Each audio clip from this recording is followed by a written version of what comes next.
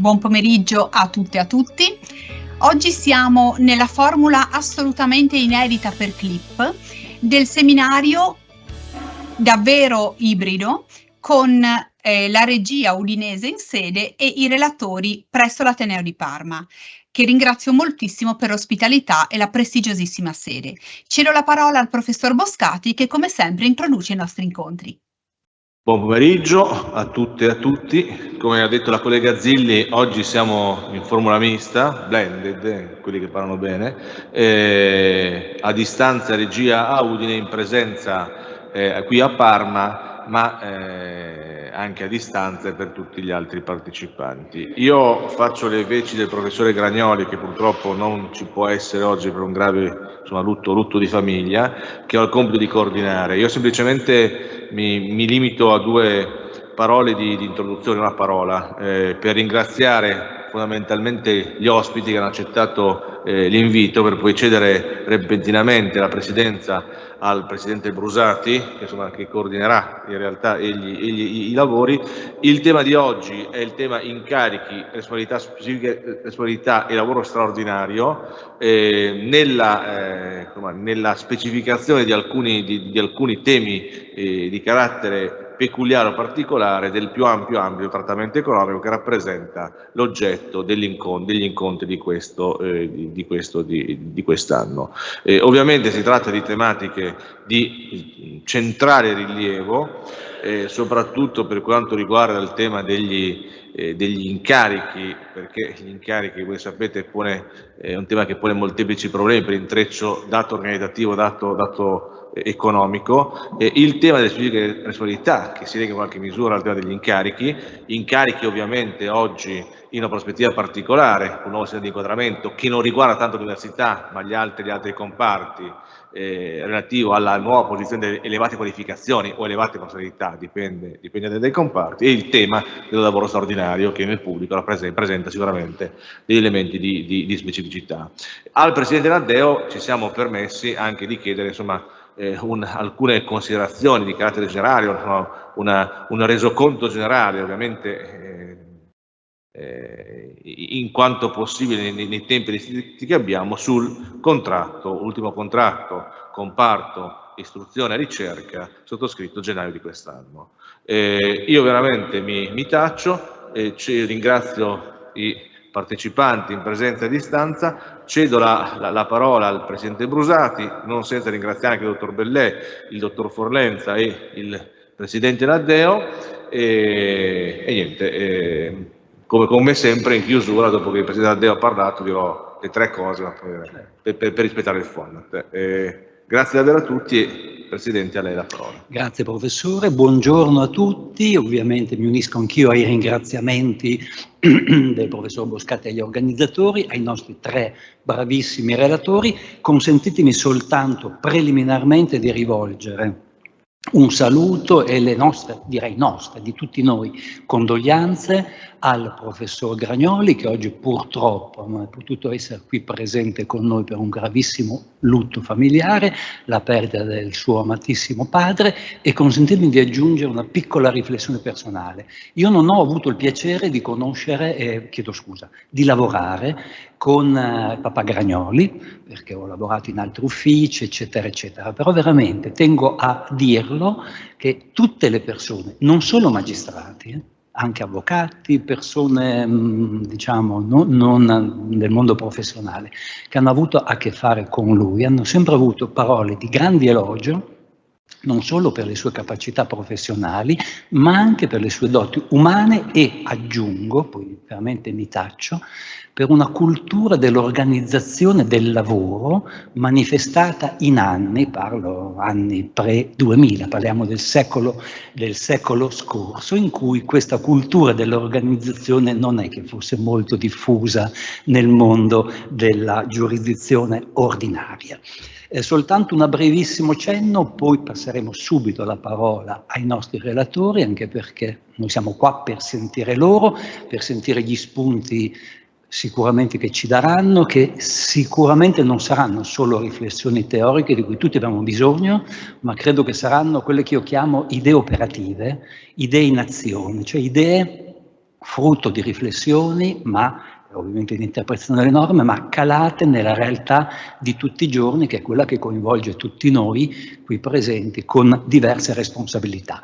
Soltanto un accenno, consentitemelo, brevissimo, anche perché spero di non cadere nella sindrome della spada di Carlo Magno, che notoriamente era lunga e piatta. Un accenno però lo vorrei fare, che è questo, piccola riflessione che vi sottopongo. Oggi sicuramente parliamo di temi importantissimi. Li ha già accennati il professor Boscati, ne avremo conferma dai nostri relatori. Io li definisco come il testo del nostro convegno di oggi. La riflessione che vi sottopongo è che il nostro convegno ha anche un contesto che riguarda la organizzazione generale della pubblica amministrazione, la necessità che la pubblica amministrazione garantisca i diritti fondamentali dei lavoratori, poi vedremo come vengono declinati, eccetera, anche dal punto di vista retributivo, il principio di efficienza, il rispetto della spesa pubblica. È quella che, faccio una brevissima citazione del consigliere Bellè, spero che non mi tiri le orecchie, è quella che ha definito in alcune sue sentenze la centralità del tema della responsabilità dei preposti all'organizzazione della pubblica amministrazione, che credo sia una responsabilità non solo nei confronti della pubblica amministrazione come datrice di lavoro, ma nei confronti di tutti i soggetti che lavorano per la pubblica amministrazione, e questo ai fini di un maggiore efficientamento della pubblica amministrazione, quindi di rendere alla fine un servizio migliore ai cittadini, che credo sia l'obiettivo che accomuna tutti noi. Sono stato troppo lungo, me ne scuso, passo la parola immediatamente al consigliere Bellè, che non ho tema di definire, tra i miei difetti non c'è quello di essere molto complimentoso, uno degli elementi pensanti della Corte di Cassazione con specifico riferimento al pubblico impiego, quindi voce autorevolissima della Corte di Cassazione con dei temi che tratterà dei temi, penso, altrettanto importanti e di grande attualità anche alla luce delle recenti sentenze della Corte di Cassazione, della stessa Corte di Giustizia, e che attingono ad argomenti e a punti di equilibrio tra valori costituzionalmente tutti tutelati e importanti, quali quello il rispetto dei limiti della spesa, il rispetto dei diritti dei lavoratori, il rapporto con norme fondamentali della Costituzione, articolo 35 e 36, e anche del nostro codice civile. Penso all'articolo 2126, per cui mi taccio e passo subito la parola al consigliere Bellè. Grazie. Grazie Stefano, grazie, sempre molto buono nei miei confronti. Mi è stato chiesto di parlare di questioni sul trattamento economico e quindi sulla retribuzione e simili. Cercherò di far rientrare anche i simili in un unico ragionamento. Mi fa piacere che mi sia chiesto di parlare delle linee giurisprudenziali dell'ufficio giudiziario della Cassazione in cui lavoro, perché effettivamente è un'esperienza per me unica, è un lavorio costante, una caratteristica proprio della nostra area del pubblico impiego, a cui io sono arrivato solo 5 anni fa, quindi sono relativamente giovane, però c'è un lavorio di un'attenzione costante all'approfondimento dei temi da ogni punto di vista e con le varie personalità che compongono l'area. C'è chi è più veloce e poi deve tornare indietro sulle norme, chi è più articolato sulle norme e poi deve tornare indietro sul dice ma che andiamo a fare. Quindi c'è un confronto continuo, un lavoro, devo dire, molto impegnativo, ma anche molto stimolante. Non è teste pensanti, ce ne sono tante, molte teste lavoranti. E allora mi sembra che il piano retributivo, dei temi retributivi, sia un'occasione importante per ragionare sull'evolversi di alcune linee giurisprudenziali, nel senso che la trattazione, sicuramente centralità della contrattazione collettiva, siamo attentissimi in Cassazione, poi siamo a regime di iura novit curia, quindi siamo continuamente sul sito dell'ANAC, che poi non ha neanche le funzionalità di Talgiure degli altri siti, quindi non si riesce, bisogna sempre studiare con molta attenzione tutta la contrattazione per capire cosa c'è stato, cosa è cambiato, cosa non è cambiato. Quindi centralità sicuramente della contrattazione, ma poi sono i principi di fondo che ci coinvolgono, che coinvolgono le linee giurisprudenziali di cui vorrei cercare di parlare.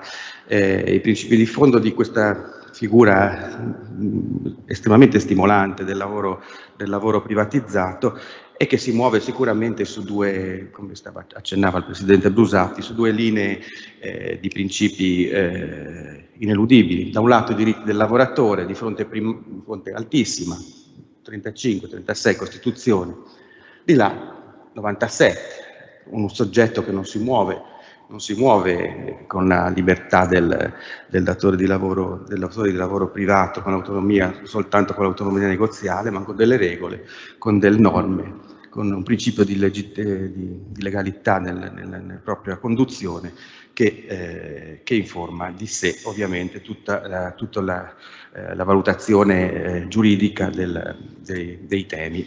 E allora su questo pendolo provo a muovermi su questo pendolo rispetto ai temi che mi sono stati affidati.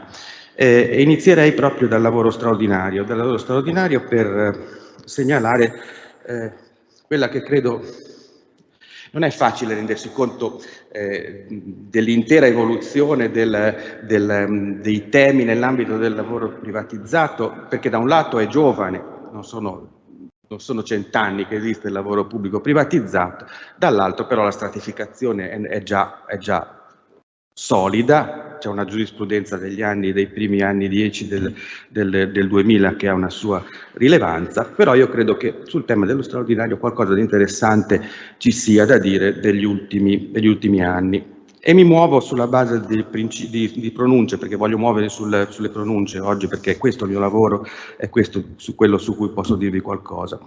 Nel 2017 una pronuncia, una massima, disse che il lavoro straordinario per essere pagato necessita la previa autorizzazione dell'amministrazione, poiché questa autorizzazione implica la valutazione dell'interesse pubblico e comporta la verifica delle compatibilità di spesa. Ora, se ci muoviamo su queste parole, perché le parole poi esprimono anche senso delle cose che si vanno a dire, sì, parliamo di atti datoriali di tipo privatizzato, però i termini che usiamo, valutazione dell'interesse pubblico, sembra quasi che parliamo di un atto amministrativo, verifica della compatibilità della spesa con le previsioni di bilancio, quindi un raffronto di spesa, cioè un datore che si muove su regole. Cosa è successo dopo questa pronuncia? Dopo questa pronuncia è successo che a un certo punto, ve la racconto proprio come è nata la cosa, perché dà un senso di vitalità del movimento giurisprudenziale, perché poi è così, perché siamo uomini e donne che si raffrontano, oggi c'è quest'altra, e allora come ci mettiamo con quella? A un certo punto nella sesta sezione, che era quella che spogliava i fascicoli, viene fuori l'ASL di Reggio Calabria. Che cosa aveva fatto l'ASL di Reggio Calabria?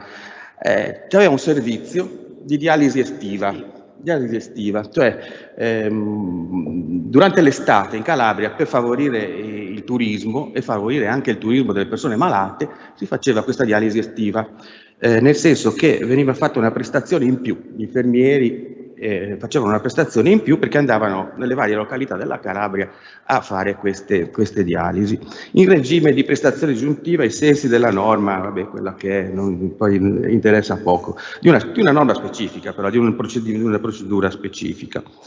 È successo che poi a un certo punto gli atti sono rimasti gli stessi, autorizza, vai, rendiconta, vediamo quanto hai fatto, però a un certo punto hanno detto no, non vi paghiamo più, 2002, 2003, non mi ricordo, mi pare che fossero quelli gli anni, non vi paghiamo più perché non c'è stata l'autorizzazione.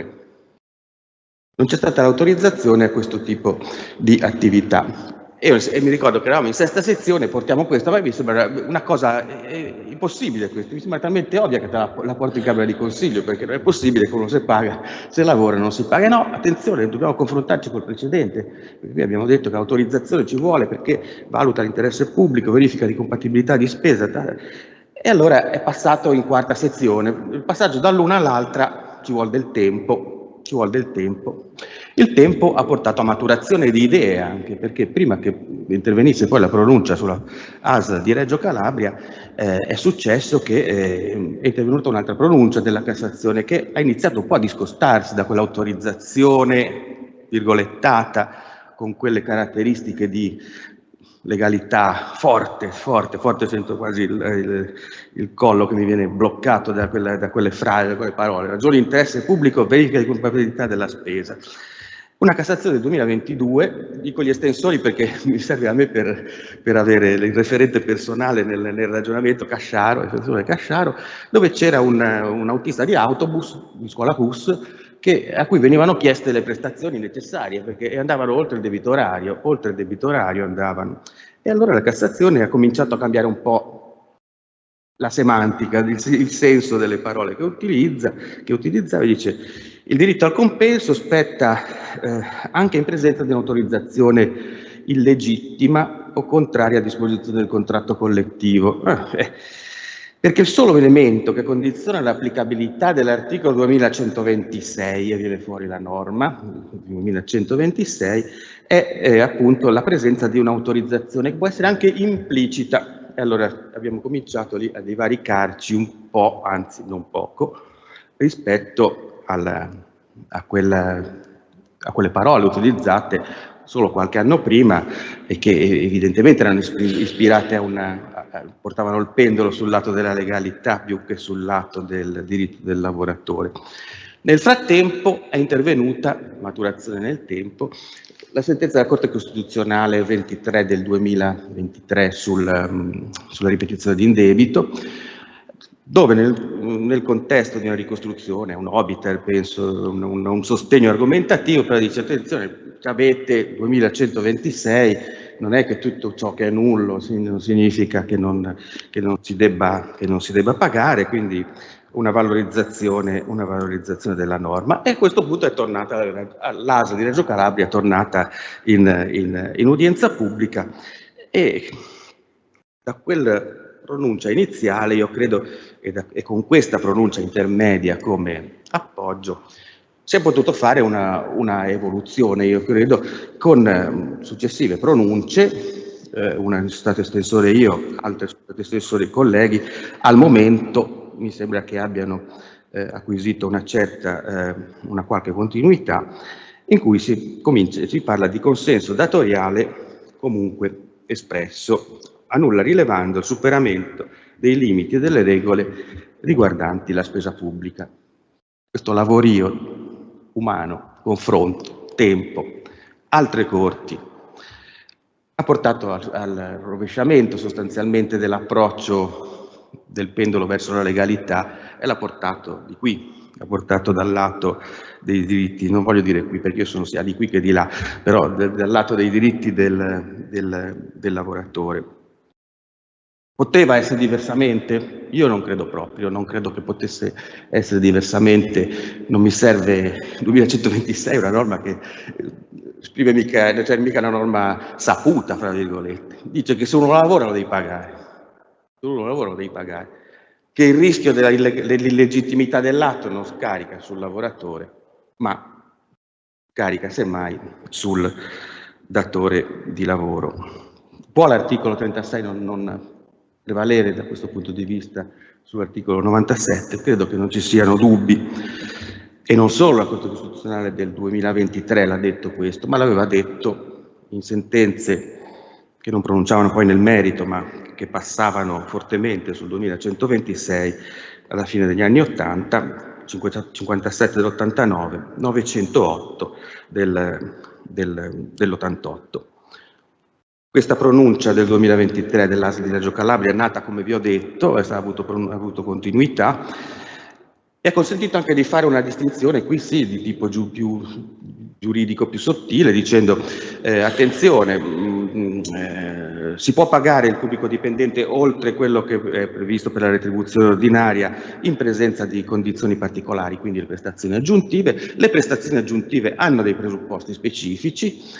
Se non sono integrati i presupposti specifici delle prestazioni aggiuntive, non è che ti posso dare quel compenso che le norme costruiscono su questa fattispecie. Però se il debitorario lo superi, e se qualcuno mi ha detto, qualcuno che aveva il potere all'interno della mia organizzazione di dirmi lavora, fai anche quello, come l'autista dell'autobus, cioè, i bambini devi portare tutti, non è che poi ti fermi se finisce il debitorario, il lavoro lo devi finire, la corsa in più la devi fare, la dialisi estiva la devi fare, perché a me sembrava, è parsa una cosa enorme quella lì, che si potessero pagare uno che andava a fare la dialisi per le persone malate che vanno in Calabria per il beni della vita così importanti potessero arenarsi sull'autorizzazione che non c'era. Ecco, capite? C'è anche la persona dietro, ci sono anche le persone. E quindi ha avuto continuità, però si è detto appunto le prestazioni aggiuntive non si pagano come tali, ma se incidono sul debitorario e se il debitorario sfora quello che è ordinario, deve essere pagata come lavoro straordinario. Vedremo, vi dico che ha avuto continuità. Per ora, Reggio Calabria dobbiamo ancora esaurirla tutta perché ce n'era un po' che faceva questa dialisi di infermieri impegnati. Vedremo, la Cassazione si evolve, non è statica, non si stabilizza, forse non si stabilizzerà mai come non si stabilizza mai l'esistenza. In questo momento è così e io ci sto abbastanza bene perché 2126, come vi ho detto, è una norma scritta con le parole, ma significa cose importanti. Quindi il pendolo qui è andato di là, però il pendolo va anche dall'altra parte, Poi parlo di pendolo per rendere plastica l'esposizione, ma in realtà la materia è un'unica cosa che costruiamo con apporti di principi diversi. E ora vorrei richiamarmi ad altre pronunce che invece si occupano di vicende un po' diverse e che definirei di vicende attinenti un po' alla grossa, al quantum. A quanto ti do di retribuzione? Non se te la do, a quanto te la do, quanto te ne do in relazione all'attività che svolgi. Perché qui non necessariamente i valori sono coinvolti con quella intensità che derivava dal fatto che ho fatto un lavoro e tu non me lo vuoi pagare. Sono coinvolti diversamente perché la quantificazione può essere una cosa che diciamo ha una valenza un pochino diversa. E allora vi richiamo una serie di pronunce. Se ne avete bisogno posso darvi anche i numeri di tutte queste, non è difficile reperirle, però se la linea logica potesse essere utile. Da ora nel proseguo dell'esposizione vi dico anche i numeri, così potete anche eventualmente seguirla, ricostruire l'iter logico. Nel 2022 abbiamo deciso una causa in cui è venuta in evidenza l'erogazione di buoni pasto previsti da un contratto integrativo. E contratto integrativo che era il risultato non coperto, le cui previsioni non erano compatibili con i vincoli di bilancio. Abbiamo quindi ritenuto la nullità di queste previsioni e l'impossibilità di corrispondere questi emolumenti retributivo-assistenziali del buono pasto. È la 5679 del 2022. Poi è venuto il comune di Agira, faccio nomi e cognomi perché me li ricordo bene. Il comune di Agira, cosa è successo al comune di Agira? È successo che un contratto collettivo degli enti locali prevedeva la possibilità che i contratti integrativi nel corso del tempo finanziassero progressioni orizzontali, miglioramenti stipendiali, quantum, è quello che dicevo, quantum. Ad Agira per un po', 2002, il contratto mi sembra che fosse della fine degli anni 90, 2002 non si è fatto nulla, 2004 non si è fatto nulla, nel 2008 il comune di Agira cosa fa? Parte col bando selettivo per dare queste progressioni orizzontali, se non che dopo un po' ci si accorge che non c'è capienza non c'è capienza finanziaria, non c'è coerenza con le provvisioni di bilancio e di spesa. E allora, nel confermare la Corte d'Appello di Caltanissetta, abbiamo ritenuto che appunto le decisioni datoriali che incidono sul costo del personale richiedano la copertura finanziaria di spesa, come tutte le decisioni della pubblica amministrazione, in mancanza della quale gli atti e le procedure eventualmente svolte sono prive di effetti e non producono il sorgere di redditi, aggiungo io, retributivi delle parti.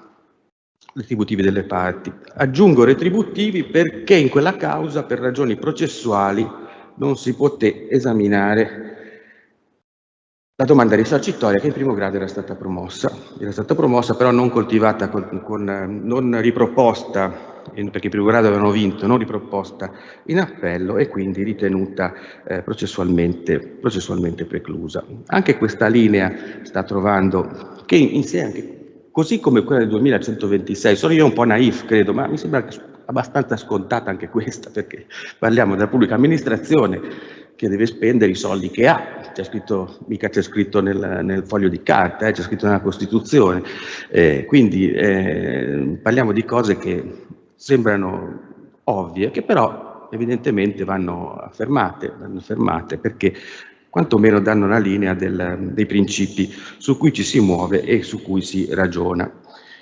E questa linea mi pare che abbia avuto continuità in situazioni non molto diverse, sempre sul fra virgolette quantum. Abbiamo avuto un contenzioso abbastanza grosso della ASL di Agrigento, in cui il problema era la graduazione delle posizioni dei dirigenti medici ai fini della componente accessoria della retribuzione di posizione, la parte variabile della retribuzione di posizione. E lì era accaduto che per anni, fine anni 90 fino a metà degli anni 2000, la ASL non avesse graduato e quindi i medici si fossero trovati a non ricevere una quota della loro retribuzione. E lì il principio è stato sostanzialmente confermato quando siamo andati a dire, il principio di fondo è stato confermato in una serie di sentenze, sono molte, tutte della stessa udienza e poi replicate anche successivamente, in cui si è detto che non poteva il medico vantare un credito retributivo, perché c'era una variabile che aveva tratti di discrezionalità, di imprevedibilità, di irripetibilità, di non fungibilità, quella della graduazione, perché la graduazione lo fa il datore di lavoro pubblico che ti dice questo vale tot, questo vale tot, questo vale tot, punti tot. Però lì la domanda risarcitoria c'era e la domanda risarcitoria è stata accolta dicendo che questa è la sentenza 7110 del 2023, scritta da Dario Cavallari, anche lui questa si era coltivata da una fase in camerale fino alla Camera di Consiglio, poi in udienza pubblica, un caro collega, quindi si è sviluppato questo ragionamento dicendo che i medici potevano domandare giudizialmente il risarcimento del danno per perdita della chance di percepire la parte variabile della retribuzione di posizione, allegando la fonte legale o convenzionale del proprio diritto, e qua non è che sia difficile perché ci sono i contratti collettivi che regolano questa voce retributiva, e l'inadempimento del datore di lavoro, sul quale grava l'onere di provare i fatti estintivi o impeditivi, che qui derivava, diceva la gente, ma c'erano le pressioni dal centro, dalla regione, diceva non andate avanti perché non ci sono soldi, non premete, non graduate, questo era il pactum principis, una pressione esterna. Non si erano conclusi gli accordi collettivi, la parte sindacale non era scaturita in accordi. Ebbene, si è detto che il fatto che non si fossero raggiunti gli accordi o ci fossero state queste pressioni esterne non era impeditivo della possibilità di graduare, che quindi il ritardo dell'amministrazione era colpevole e quindi si è riconosciuto il risarcimento del danno per perdita di chance, valutato poi in via equitativa.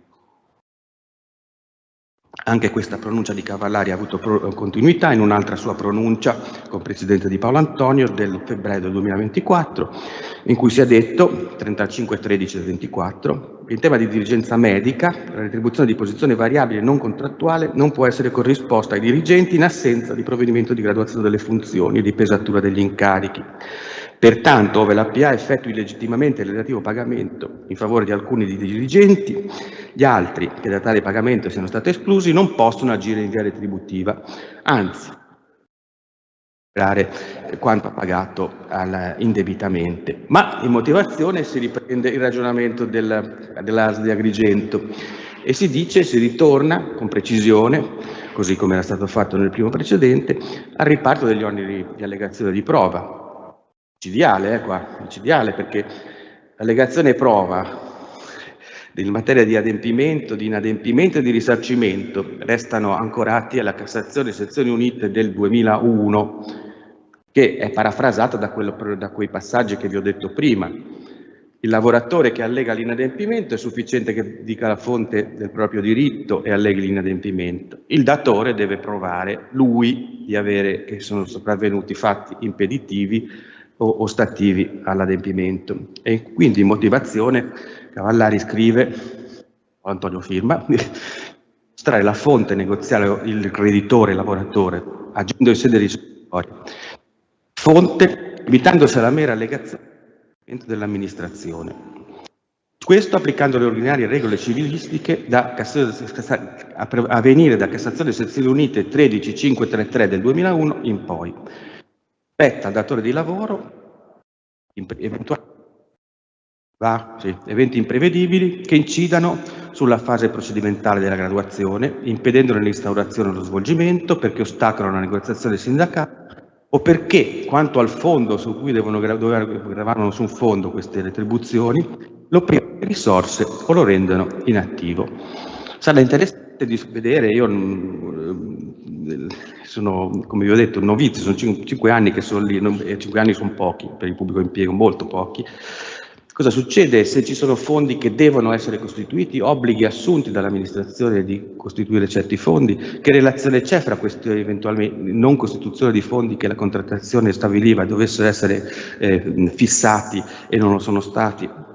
Si dovrà prima o poi discutere anche su questi ulteriori passaggi, perché il risarcimento si svincola dai limiti di spesa, il risarcimento è risarcimento.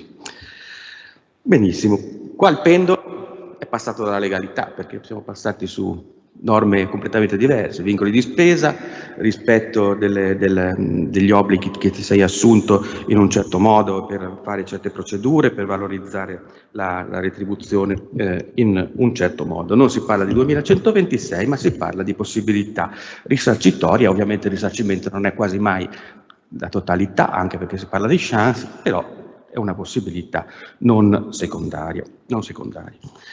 Il pendolo è andato di là, allora facciamo qui, visto che mi è stato chiesto da Gragnoli fin dall'inizio di parlare di ferie, e lì, e qui direi che è un massacro sulle ferie, c'è poco da dire, nel senso che ormai le pronunce sono tali e tante che hanno colmato tutto, hanno colmato ogni buco.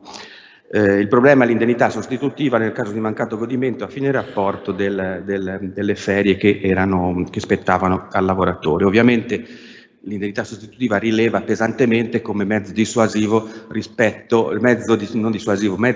persuasivo rispetto a che il datore di lavoro ti faccia godere delle ferie nel momento in cui devi averle, e qui i diritti del lavoratore sono affermati, mi sono appuntato la parola, con prorompenza, nel senso che non può non essere così, perché si basano su un piano personalistico, sulla sicurezza, sulla salute, ferie non come momento in cui ti vai a divertire, ma in cui recuperi te stesso, cose non secondarie dell'esistenza.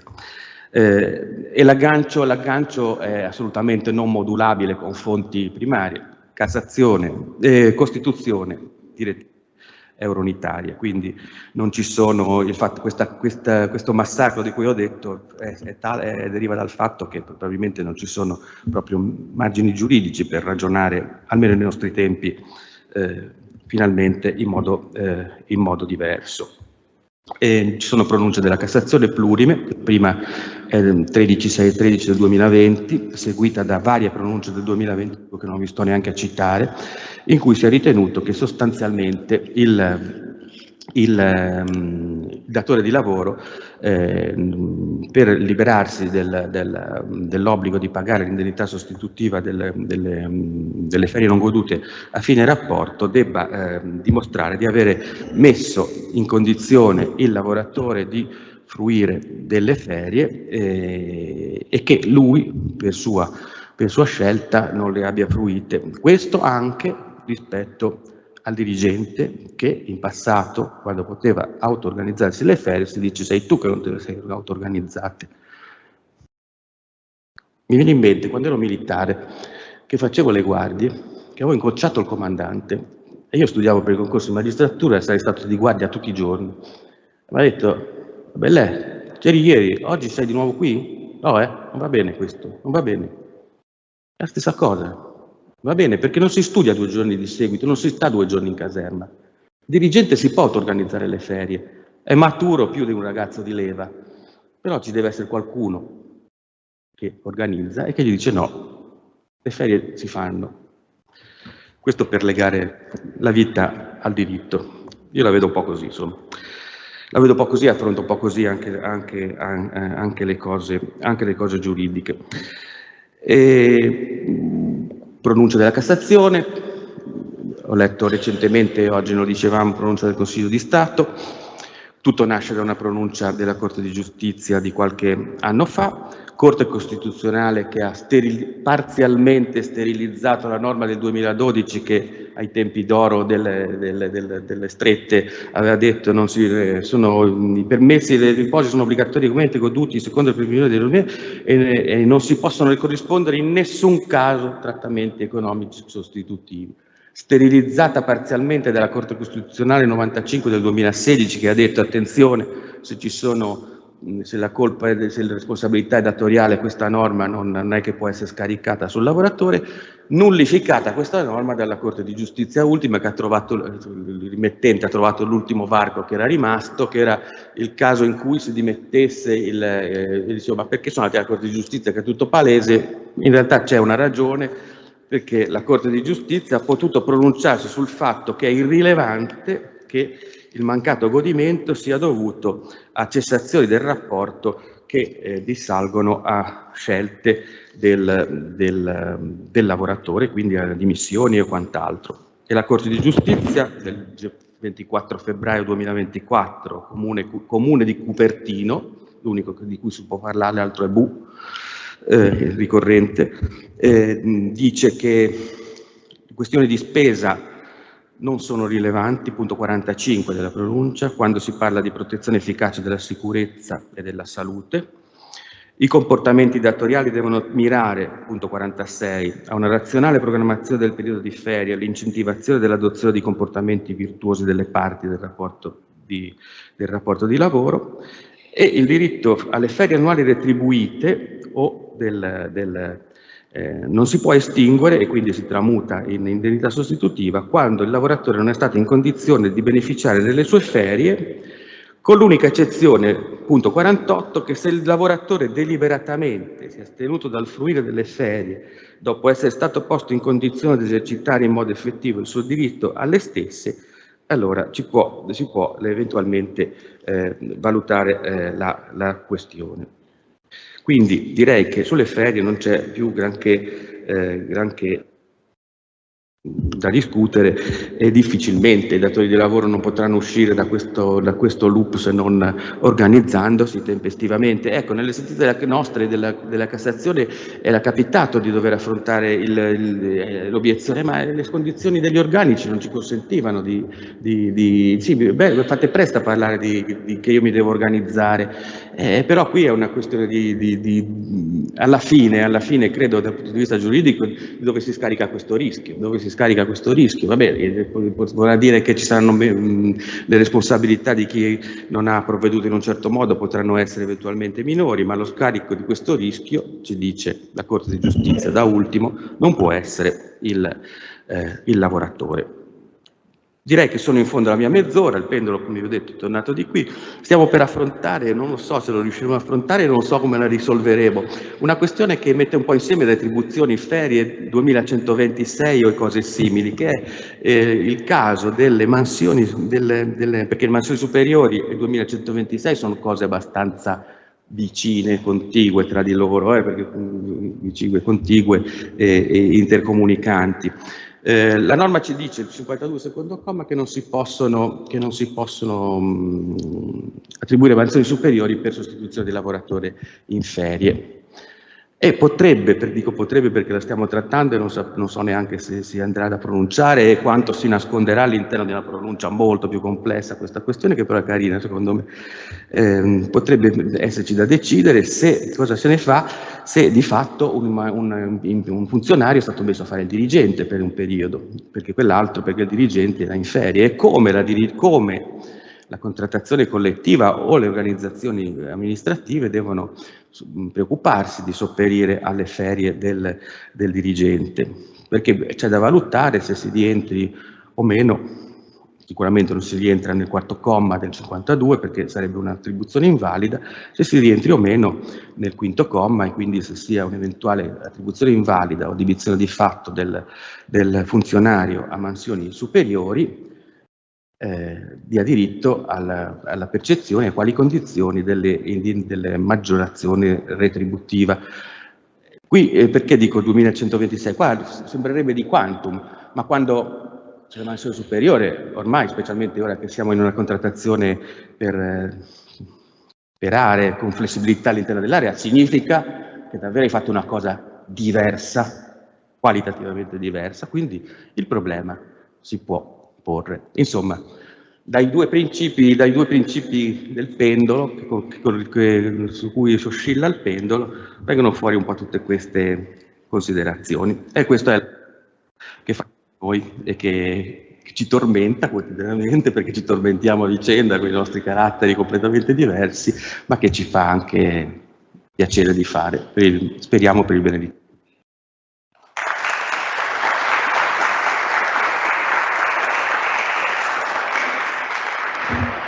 Allora, grazie al consigliere Bellè per l'interessantissimo excursus che credo ci abbia consentito di conoscere meglio, ancora più, in maniera più approfondita, il pensiero della Corte di Cassazione, che conferma anche la vivacità del diritto del lavoro, sulla quale direi che nessuno di noi nutre il benché minimo dubbio. Prima di passare la parola al Presidente Forlenza, soltanto consentite una brevissima riflessione che mi è venuta in mente e che sottopongo così come semplice anche argomento dell'eventuale dibattito. Il consigliere Bellè ha usato una bella immagine, che è quella del pendolo, dando atto dei vari spostamenti di questo pendolo, che lui in alcuni momenti il principio della legalità, a favore in altri momenti di quello che ha definito il principio di tutela dei diritti costituzionalmente garantiti del lavoratore.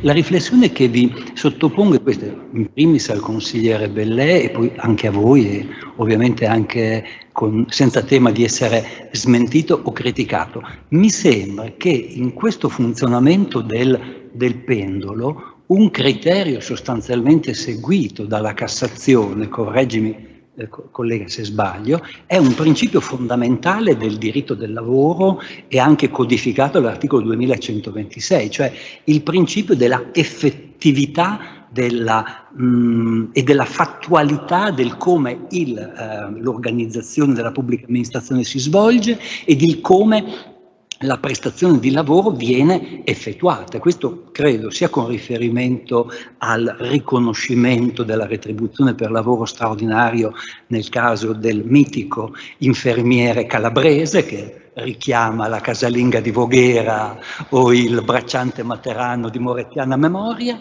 sia anche nel caso in cui si ipotizza, argomento interessantissimo anche quello, una azione risarcitoria nel caso specifico da perdita di chance nei confronti della pubblica amministrazione, con tutti i relativi problemi gravissimi di allegazione e di onere probatorio, e credo che anche sostanzialmente con riferimento all'approdo cui è arrivata la Corte di Cassazione in materia di ferie, che valorizza, se non ho inteso male, la centralità dei poteri organizzativi del datore di lavoro e la effettività della fruizione delle ferie. Ho detto troppo, passo la parola al Presidente Forlenza, che credo che oggi, mi consenta di dirlo, è qui in una duplice veste prestigiosa di Presidente di sezione del Consiglio di Stato e seconda veste di amico e conoscente, credo, e frequentatore sia della nostra università che della città di Parma, quindi lo ringraziamo e gli diamo il benvenuto 2 volte. Al Presidente, a lei. Qui, ecco. Grazie, io invertirei l'ordine, forse mettiamo prima l'amico e poi il Presidente di sezione. Ma avevo concordato con il professor Gragnoli un tema che si distaccasse per un attimo dagli aspetti puramente economico-retributivi del rapporto di lavoro per trattare un tema un po' più generale e che è a monte anche degli aspetti retributivi e che è il modo di instaurazione del rapporto di lavoro. Questo per 2 ragioni. La prima un po' più spicciola. Io tra l'altro presiedo nella sezione che si occupa esattamente di impiego pubblico, di rapporto di lavoro di diritto pubblico, ma in realtà credo che annoiare l'uditorio di problematiche dei militari o gli aspetti retributivi dei carabinieri o della Guardia di Finanza o quant'altro, forse per la sua specificità può senz'altro risultare noioso e comunque mutua molto spesso istituti comuni da quella che è la giurisprudenza della Corte di Cassazione, ferma la specificità del lavoro pubblico. La seconda ragione è forse un po' meno positiva, è che l'impressione che si ha, parlo a titolo personale ma non credo di essere solo, l'impressione che si ha è che con riferimento alla pubblica amministrazione in generale e con riferimento più specifico all'instaurazione del rapporto di lavoro con la pubblica amministrazione, un po' i fondamentali si siano persi, quelli che nel calcio si chiamano i fondamentali. E questo è molto grave, per la semplice ragione che, ricordava il collega prima, con un ampio riferimento all'articolo 97, perché noi abbiamo almeno 2 norme della Costituzione che ci richiamano a un'esigenza di chiarezza preordinata all'eguaglianza in questo settore, che sono l'articolo 97 senz'altro, prima richiamato, ma da non dimenticare l'articolo 51 della Costituzione. Ai pubblici uffici si deve accedere in condizioni di eguaglianza. Il principio che viene espresso nell'articolo 97 della imparzialità e buon andamento amministrativo e quindi il principio di legalità che sovrintende agli altri 2, come il principio che considererei, se me lo consentite, strumentale del pubblico concorso, sono vassalli del principio di eguaglianza che è nell'articolo 51. E a volte spiace che la stessa Corte Costituzionale, che pure ha sempre difeso il principio del concorso come forma di accesso all'impiego pubblico, in realtà abbia sempre battuto, credo di poterlo dire, in ampia, diciamo così, in ampia casistica, qui ne ho portate un po' di sentenze, ma negli ultimi 20 anni ce ne sono quante volete, ha sempre battuto sull'articolo 97 della Costituzione che, a mio modesto giudizio, è norma ancillare rispetto al 51. Il pubblico concorso è funzionale alla realizzazione del principio di eguaglianza nell'accesso ai pubblici impieghi e dell'eguaglianza il principio cardine della nostra Costituzione, in questo caso 351 della Costituzione, non il principio del pubblico concorso, salvo i casi previsti dalla legge, come ci dice l'articolo 97. Il pubblico concorso è norma strumentale, è una modalità, non è un principio. Pubblico concorso è una modalità, il principio è un principio molto più nobile e molto più importante, ed è un principio del quale, spiace dirlo, ma negli ultimi tempi si è un po' perso, diciamo così, contezza, che è il principio di eguaglianza. Ed è il principio che informa, dall'articolo 3 in poi, tutta la nostra Costituzione. Non sei in condizioni uguali con gli altri partecipanti alla comunità politica se non puoi accedere in condizioni uguali effettivamente al pubblico impiego. Ma siamo veramente sicuri che tutto questo, almeno negli ultimi 20-30 anni, sia così chiaro come pure sembrerebbe di poter affermare in linea di massima? Personalmente io non ne sono convinto, spiacevolmente non ne sono convinto. E se faccio una verifica delle contorsioni legislative in tema di concorso, direi grosso modo dal 98 ad oggi, per poter dare una data, quando vi è il primo grosso intervento col decreto legislativo 80 sul decreto legislativo 29 del 93. Se faccio quindi una verifica 25ennale praticamente, dal 98 ad oggi i dubbi aumentano fortemente. Guardate, consentitemi una piccola come dire, sbavatura o un piccolo, diciamo così, fuor d'opera nella quotidianità.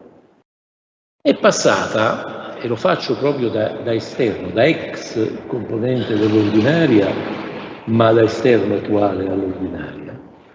Ma noi abbiamo avuto, e chi ha letto i giornali di 2 giorni fa ha potuto registrare la notizia, l'ipotesi di un concorso riservato per l'accesso alla magistratura, norma che è stata poi espunta da un decreto legge.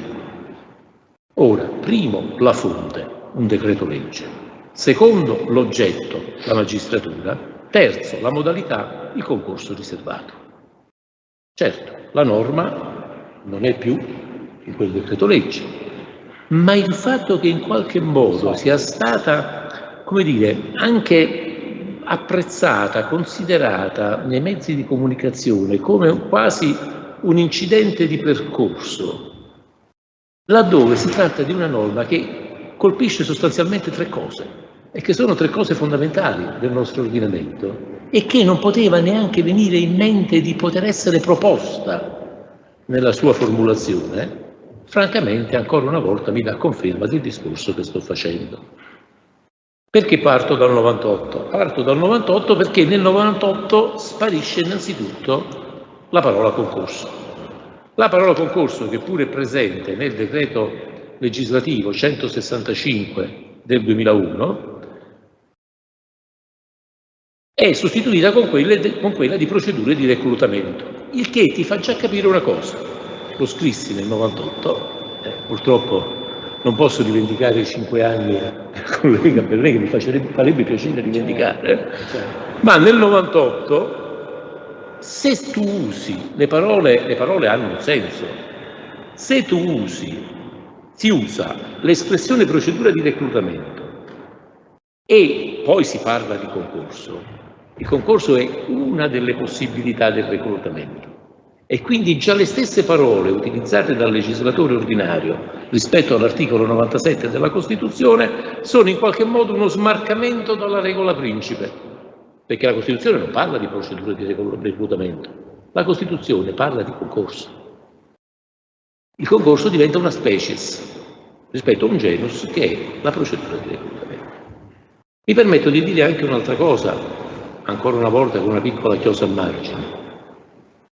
A mio modesto giudizio la Costituzione non prevede nemmeno il rapporto di lavoro a tempo determinato con la pubblica amministrazione, e noi siamo pieni di norme che sanciscono rapporti di lavoro a tempo determinato con la pubblica amministrazione. Quel che è mancato negli ultimi 25-30 anni, in questa epoca di neoliberismo, diciamo così, pervasivo, è stata una riflessione su quale sia il disegno del legislatore costituzionale in tema di pubblica amministrazione, cioè cosa vuole la Costituzione quando parla di pubblica amministrazione, cosa significa che i pubblici impiegati sono al servizio esclusivo della nazione. Si può mai chiedere un servizio esclusivo e un rapporto a termine? Francamente c'è un salto logico abbastanza evidente. Faccio solo presente, ulteriore chiosa a margine, che la Costituzione usa 2 volte l'espressione servizio esclusivo della nazione, per i parlamentari e per i pubblici impiegati. Questo dovrebbe dar da riflettere. Ora, chiudo il discorso del rapporto di lavoro a termine, che so che potrebbe essere anche un discorso di captatio benevolenza in certe assemblee, ma non è questo il punto. Il punto è che non può esistere la precarietà nella pubblica amministrazione, quanta ce n'è invece, ma non potrebbe esistere la precarietà perché è la Costituzione che non lo vuole.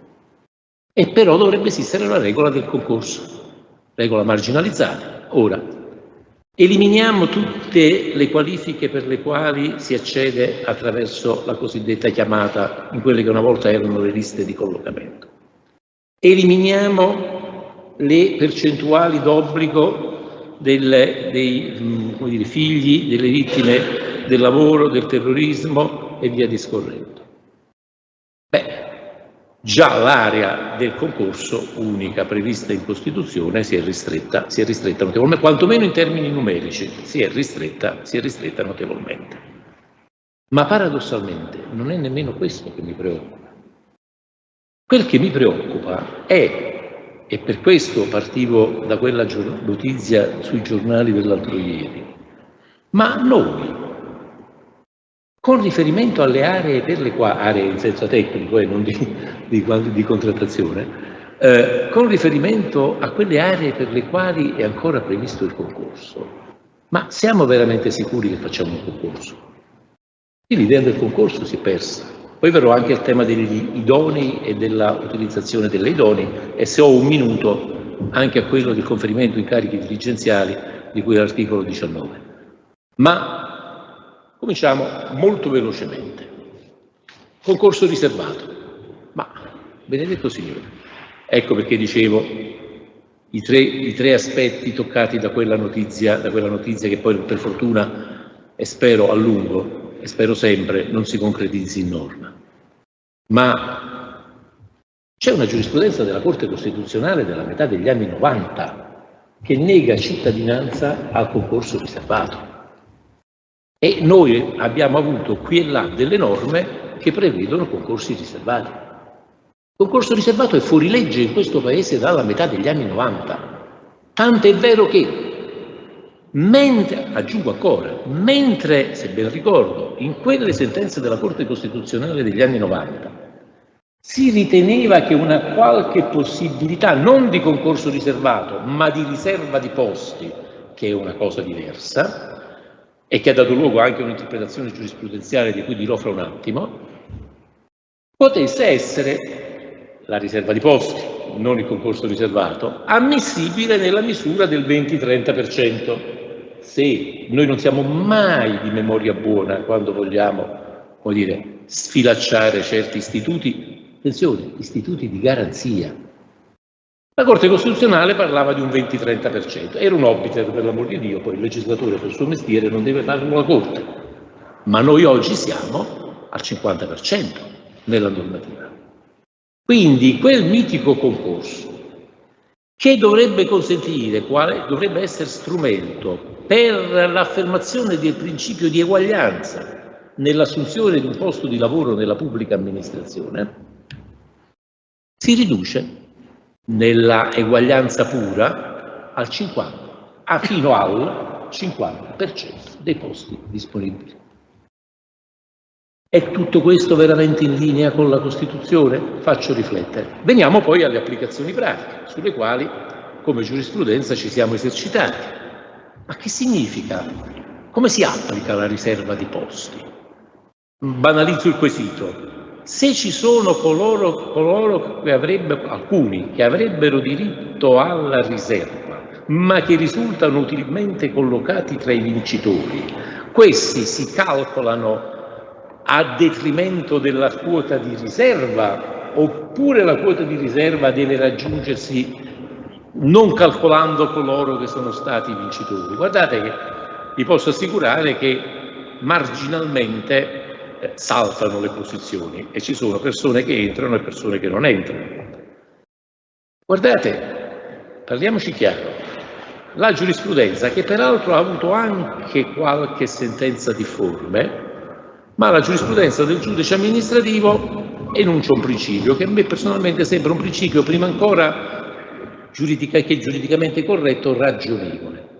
Se tu tieni la quota di riserva come quota a sé e non la fai interagire nell'ambito del concorso in generale, tu non stai facendo un concorso, ne stai facendo due.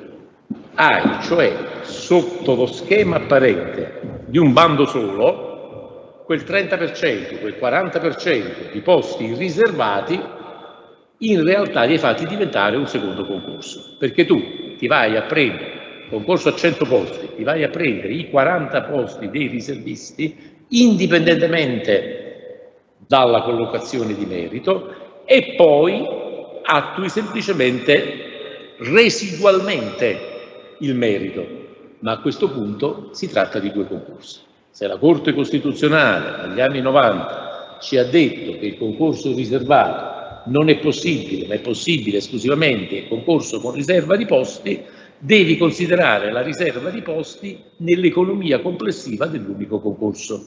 Posso assicurarvi che quando si va a far di conto poi ci sono posizioni che saltano e posizioni che entrano. In realtà la cosa tuttavia ancora più inquietante non è nemmeno questa. Allora voi direte, ma qui andiamo sempre verso il peggio, dove ci andiamo a fermare? Già il 50% francamente inquieta non poco, e che è al di là, lo ripeto, delle indicazioni della Corte Costituzionale degli anni 90. Bene, ma qual è ancora l'altra cosa? Andiamo un po' a vedere parliamoci in maniera estremamente chiara, i concorsi che sono finalizzati, che non sono concorsi, ma sono forme paralegali di stabilizzazione di massa. Ma questo non è, che è previsto purtroppo normativamente, a parte le leggi speciali che possono prevedere forme di stabilizzazione più o meno legittime, ma in realtà sono previste anche normativamente in modo più strisciante. Se noi prendiamo, permettetemi di leggere, se noi prendiamo l'articolo 35, 35 sulla riserva di posti al 40% per coloro che hanno intrattenuto rapporto subordinato a tempo determinato per almeno 3 anni, oppure ancora la riconsiderazione dei rapporti precari avuti con la pubblica amministrazione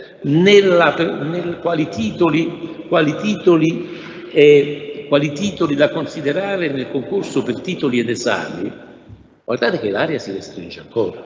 E allora la domanda è, ma se bisogna considerare quale requisito di legittimazione alla partecipazione al concorso, con riserva del 40%, l'avere intrattenuto un rapporto a tempo determinato con la pubblica amministrazione per almeno 3 anni, ovvero ancora che possa essere considerato tra i titoli valutabili, che credo, se ben ricordo, che possono arrivare a un massimo di 1/3 ai fini della punteggio complessivo del concorso, quel medesimo rapporto laddove si partecipi a un concorso per titoli ed esami ma senza riserva di posti, la domanda che mi viene da fare è: ma come si accede al rapporto precario con la pubblica amministrazione? Perché allora le garanzie che mi si richiede che vengano offerte dal concorso non possono essere aggirate attraverso meccanismi preferenziali di precostituzione di una partecipazione privilegiata al concorso. Spero che sia chiaro, io sto cercando di mettere la materia estremamente confusa e a mio giudizio volutamente confusa, ma tuttavia una logica la si può trarre da tutto questo. E allora, perché? Perché a questo punto diventa una forma di aggiramento. Quando abbiamo avuto anni fa, lo ricordavamo oggi a tavola, abbiamo avuto anni fa un problema delle agenzie fiscali, e una di quelle cose che praticamente tutte le volte che ho a che fare con l'agenzia delle entrate io dico sempre: no, quello è uno che è un omonimo, perché ovviamente la cosa non ha reso popolare la sezione e tantomeno me, a un certo punto noi ci siamo trovati di fronte a questa realtà: 1000 posizioni dirigenziali, 819,6, più o meno. Quell'8% dell'articolo 19 era molto lontano. Poi c'è stata la Corte Costituzionale, poi si è tornati in Consiglio di Stato, credo che è una vicenda che conosciate più o meno, almeno nei suoi andamenti generali. Poi, insomma, sono 800 persone che sono ritornate a fare i funzionari. E poi sono arrivati i bandi di concorso, ma quando che neanche loro sono riusciti a superare quasi sempre il vaglio del Consiglio di Stato. Ma nella sentenza che venne fatta a valle di quella della Corte Costituzionale, che annullava una certa norma di decreto legge con la quale si era inteso salvare questa situazione in corso di giudizio, noi abbiamo detto una cosa, abbiamo detto: guardate, adesso che farete, non l'abbiamo detta proprio così, adesso cerco di renderla colloquiale, nel momento in cui farete i bandi per le agenzie fiscali, dimenticatevi di poter considerare i periodi di svolgimento di funzioni dirigenziali come requisito, come titolo o comunque requisito preferenziale, perché se è illegittimo il conferimento, e in sentenza c'è scritto che le agenzie fiscali si sono mosse per più decenni al di fuori della legalità costituzionale, abbiamo usato parole abbastanza forti, dimenticatevi che questo svolgimento di funzioni possa avere la minima valenza o il minimo effetto all'interno delle procedure concorsuali. Evidentemente quello è stato considerato l'obiter. Gli obiter hanno una strana vita, si utilizzano quando fa piacere, si dimenticano quando invece non convengono. I bandi hanno previsto meccanismi di considerazione di questo tipo e ovviamente quando sono arrivati sono stati tutti quanti. Ecco, però questo tipo di discorso cosa ci fa comprendere? Ci fa comprendere esattamente quel discorso che stiamo facendo. Ma si è veramente in condizioni di eguaglianza quando si partecipa a un concorso? Guardate, io non ho peli sulla lingua, poi sono meridionale, quindi voglio dire, il paese lo guardo dal di sotto e quindi forse ho una visione più vicino alla terra. Però una volta, quando io ero ragazzo, e io vorrei sfidare in questo paese a trovare una persona che non si sia fatta mai raccomandare nella vita, e lo dico, come dire, infrangendo l'ossessione moralistica di alcuni, una volta quando uno era ragazzo, io sentivo, si diceva, sai, veniva qualcuno, no, un genitore preoccupato, diceva: ma sai, c'è mio figlio, non da me ovviamente, che ero un ragazzo, ma vedevo, ma c'è mio figlio che deve fare un concorso. Si andava all'epoca dal deputato, no, adesso i deputati sul territorio non ci sono, però all'epoca normalmente si andava dal deputato locale e il deputato si dice: ma c'è mio figlio che deve fare un concorso. E all'epoca la frase di rito era: parliamone dopo gli iscritti, poi all'orale vediamo quello che si può fare. Chi non ha sentito, no, un momento, chi al di sopra di una certa età non ha sentito, tutte le signore presenti escluse, chi al di fuori di una certa età non ha sentito questa frase. Oggi io questa frase non la sento più. Quella frase a me ha sempre significato una cosa: che almeno una parte del concorso, lo scritto, fosse obiettiva. Cioè, perché da buon meridionale sono sempre stato abituato ad accontentarmi del bicchiere mezzo pieno. Adesso che non sento più quella frase, mi viene il dubbio, e consentitemi di dire per carità di patria il dubbio, che tutto sommato ci sia un problema anche sugli iscritti. Non lo so, e spero che non sia così, ovviamente. Però la frase non la sento più. Stendo un velo sulla legislazione che ha regolato i concorsi fra il 2020 e il 2023. Che solamente il costo dei ricorsi davanti al giudice in termini di contributo unificato e di spese di difesa ha fatto sì che siano poco pervenuti al vaglio di legittimità. Ma su questo occorrerà prima o poi, anche qui, fare un attimo di verifica. Abbiamo avuto concorsi dove le prove scritte si sono svolte singolarmente da casa, con un doppio iPad, uno davanti al volto del concorrente e uno alle spalle, senza che quella modalità fosse prevista dalla legge, senza che fosse prevista dal bando, per raccontare solamente una delle perle che abbiamo avuto. Ma questo può essere spiegato con una legislazione emergenziale. Invece il mio discorso vuole essere un discorso di carattere strutturale. Andiamo a vedere anche l'articolazione dei bandi. Ma siamo proprio sicuri che i bandi sono articolati in punto di legittimità? Ora certo, la legge ci dice che ci vuole almeno una prova scritta, la legge ci dice che per titoli e quant'altro non si può avere più di 10 trentesimi. Benissimo, ma come vengono articolati i punteggi tra quell'unica prova scritta e l'orale? La legge non vieta che all'orale venga attribuito un punteggio superiore allo scritto, quello scritto per il quale si attendeva l'esito per poter andare all'orale, d'accordo? Ma oggi questo limite non c'è più. E aggiungo ancora un'altra cosa. Una volta c'erano 3 prove, guardate, c'è una logica nelle norme di un tempo. La prova orale di qualunque concorso, una volta, almeno fino a 30 anni fa, non poteva mai darti più di un tot di punti di una delle 2 o delle 3 prove scritte. Il legislatore di un tempo, senza dirlo, ha sempre validato come prova oggettiva e garante della imparzialità la prova scritta, mentre invece ha tenuto sempre come residuale e anche come una verifica, diciamolo, benché magari fossero 10 materie invece di una, la prova orale. Invece tutto questo vive nella fluidità. E un terzo di punteggio sui titoli. Attenzione, punteggio sui titoli che per norma viene stabilito dopo l'orale. Dico, ma scusatemi, qui non vorrei più parlare da giurista, ma semplicemente da uomo della strada. Noi li abbiamo visti dei bandi e in qualche occasione li abbiamo anche annullati.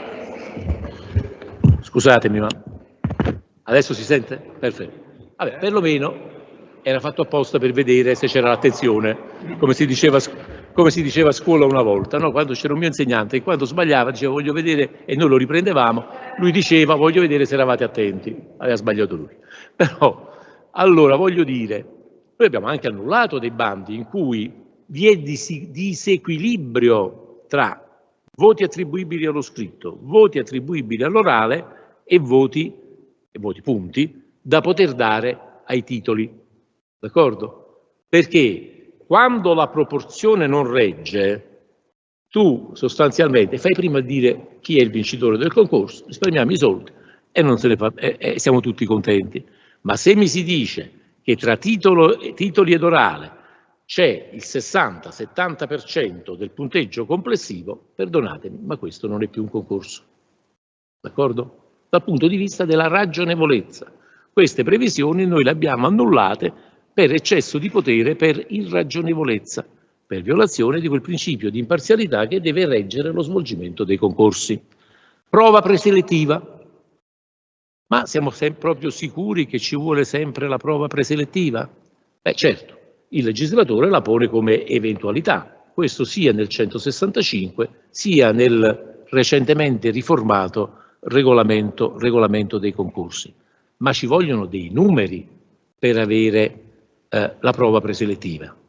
Devono esservi alte previsioni di posti, ma anche alte previsioni di partecipanti al concorso e quindi decidere sull'eventualità della prova preselettiva prevista dal bando all'indomani del ricevimento delle domande di concorso, con un meccanismo che non è giusto che sia un quintuplo 5 volte i posti messi a concorso, ad esempio, quello che più o meno si legge quasi sempre nei bandi. 5 volte vengono ammessi agli iscritti 5 volte il numero dei posti messi a concorso. Un concorso a 50 posti significa che vengono ammessi 250 persone. Ma attenzione, Primo, hai bisogno di numeri che devono rispondere anche loro al criterio di ragionevolezza. Secondo, la cosa migliore è il meccanismo a scalare, vale a dire che quel 5 volte, 6 volte, 7 volte deve essere parametrato al rapporto tra numero dei partecipanti e numero dei posti, perché se il concorso è un concorso a 10 posti e tu mi ammetti 5 volte, già mi prevedi una prova preselettiva per 10 posti, la qualcosa si commenta da sola, ma l'abbiamo visto questo bando, e subito dopo mi aggiungi 5 volte il numero dei posti messi a concorso, 50 persone di iscritti, ma 50 persone è una platea ragionevole per individuare i migliori, come si dice con certa retorica del concorso, che possono entrare nella pubblica amministrazione. Francamente 10 posti non è neanche un concorso, che, a meno che non arrivino migliaia di domande, che prevede la prova preselettiva. L'altro buco nero, scusatemi ma devo correre anche perché vedo che il tempo passa, l'altro buco nero è la gestione della prova preselettiva. Ma chi la fa? E con quali modalità? E con quali garanzie? E altra domanda, ma la prova preselettiva è prova di concorso o no? Perché se è prova di concorso, perché sfugge all'egida della commissione? E perché la predisposizione dei quiz e le famose crocette di cui parlavamo un attimo fa avviene in un limbo privatisco di una società appaltante o subappaltante rispetto spesso ad un'associazione di diritto privato alla quale viene commissionata la tenuta di queste prove preselettive? Chi vigila sui quiz che vengono sottoposti ai candidati? E ci sono effettivamente, io non sto dicendo che non ci siano, sia chiaro, ma il sistema deve prevedere la patologia, non la fisiologia, un sistema che vuol funzionare.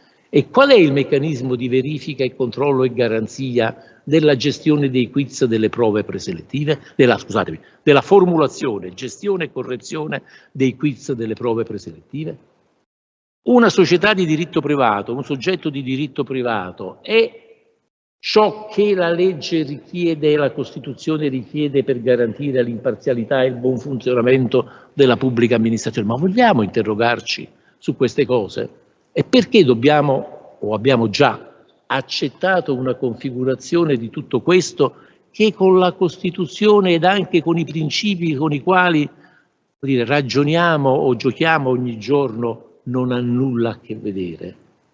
Io non contesto la necessità della prova preselettiva quando hai un concorso 200 posti, 20.000 domande, in un modo lo dovrai gestire, capisco, però lo devi gestire nelle garanzie, perché c'è sempre quell'articolo 51 della Costituzione e c'è sempre l'articolo 97 e non c'è prova preselettiva e non c'è numero di candidati che mi può far dimenticare che ai pubblici impieghi si accede in condizioni di uguaglianza.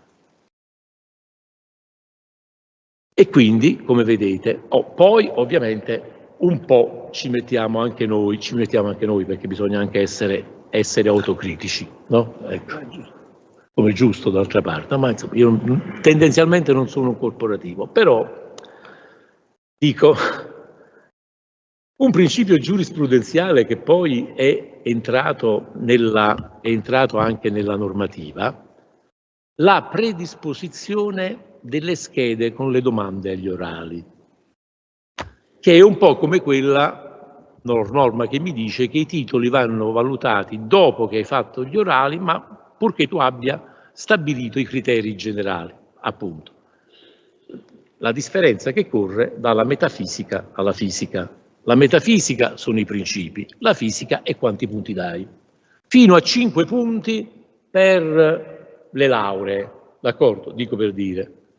Allora, la commissione si riunisce e, ho fatto un passo indietro ma ci ritorno subito un'altra volta, la commissione si riunisce e definisce i principi e dice anche che considererà i titoli di studio di livello universitario, ai quali darà fino a 5 punti.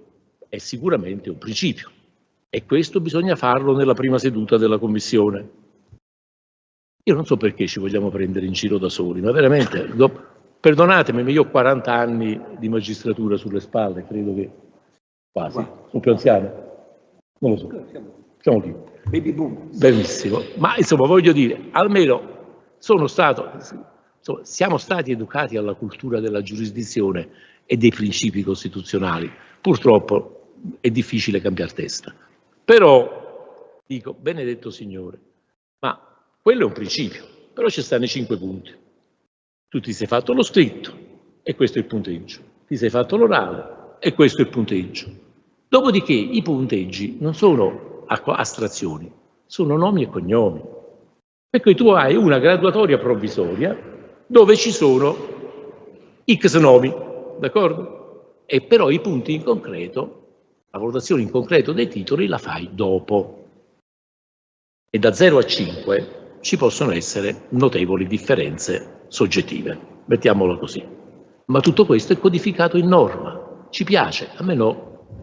Credo che questo non risponda al principio di legalità.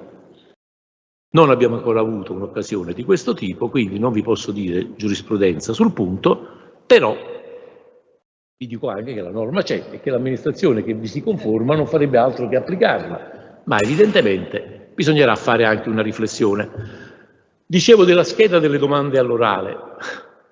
Se c'è una cosa peggiore della diseguaglianza è quella di costruire un sistema apparentemente egualitario ma sostanzialmente ingiusto. Nel senso che cosa pensate che possa garantire una scheda che viene estratta a sorte con 10 domande che verranno somministrate al candidato, quando da che mondo è mondo, come sai chiunque si sia sposato, il problema della vita non sono le domande ma le risposte, d'accordo? Ecco, vuoi prendere il matrimonio, il prete è innocente, sei tu che dici sì, giusto? E così è anche nei pubblici concorsi. Il problema non è la somministrazione delle domande, questa, diciamo così, apparente applicazione dell'oggettività, ma è la valutazione delle risposte. E la valutazione delle risposte non c'è norma che te la può codificare, se non ovviamente quella sull'onestà dei commissari, onestà intellettuale e anche materiale dei commissari. Però, perché scrivi una norma di questo tipo? Dico, voglio dire, francamente sembra quasi uno excusatio non petita. Ultimo argomento, se ho ancora un minuto. Ultimo argomento. Questa norma taglia idonei, che è stata introdotta. Noi sugli idonei abbiamo avuto andamenti altalenanti. Prima non venivano considerati, avevamo l'aumento del 10° o del doppio decimo. Poi abbiamo stabilito la ultrattività delle graduatorie. Mai capito perché la normativa parli di validità della graduatoria, le normative parlino di validità della graduatoria e non di efficacia della graduatoria, vuol dire, dando una qualche idea di una cattiva comprensione della distinzione tra validità ed efficacia. Ma vabbè, adesso inutile adesso soffermarci su aspetti estetici, però, virgolette estetici, però poi abbiamo avuto anche aumenti al triennio, come sapete, utilizzazioni spinte delle graduatorie, addirittura la possibilità di utilizzare le graduatorie da un'amministrazione all'altra, da un comparto all'altro e via discorrendo. Arriva una norma, sapete bene, lo scorso anno, che ha avuto una travagliata vita, ma che attualmente prevede la possibilità di usufruire delle graduatorie nel limite del 20% dei posti messi a concorso e, attenzione, tutta da interpretare, sembrerebbe per un periodo di tempo estremamente limitato. Prima considerazione. Innanzitutto vi sono una serie amplissima di esclusioni, le quali, capisco il travaglio che ha portato al confezionamento della norma e probabilmente a una soluzione di compromesso, però torniamo ancora ai principi. E perché chi è idoneo in una graduatoria di un ente locale dovrebbe essere più idoneo di una graduatoria di un concorso ministeriale? articolo 51, articolo 97 e via discorrendo, quelle norme assolutamente secondarie del nostro ordinamento. E perché mai? Perché ci sono idonei di serie A e idonei di serie B? Attenzione, ma ancora, il problema non è solamente questo, che è già, come dire, orribile dictu, ma chi e quando può utilizzare quelle graduatorie?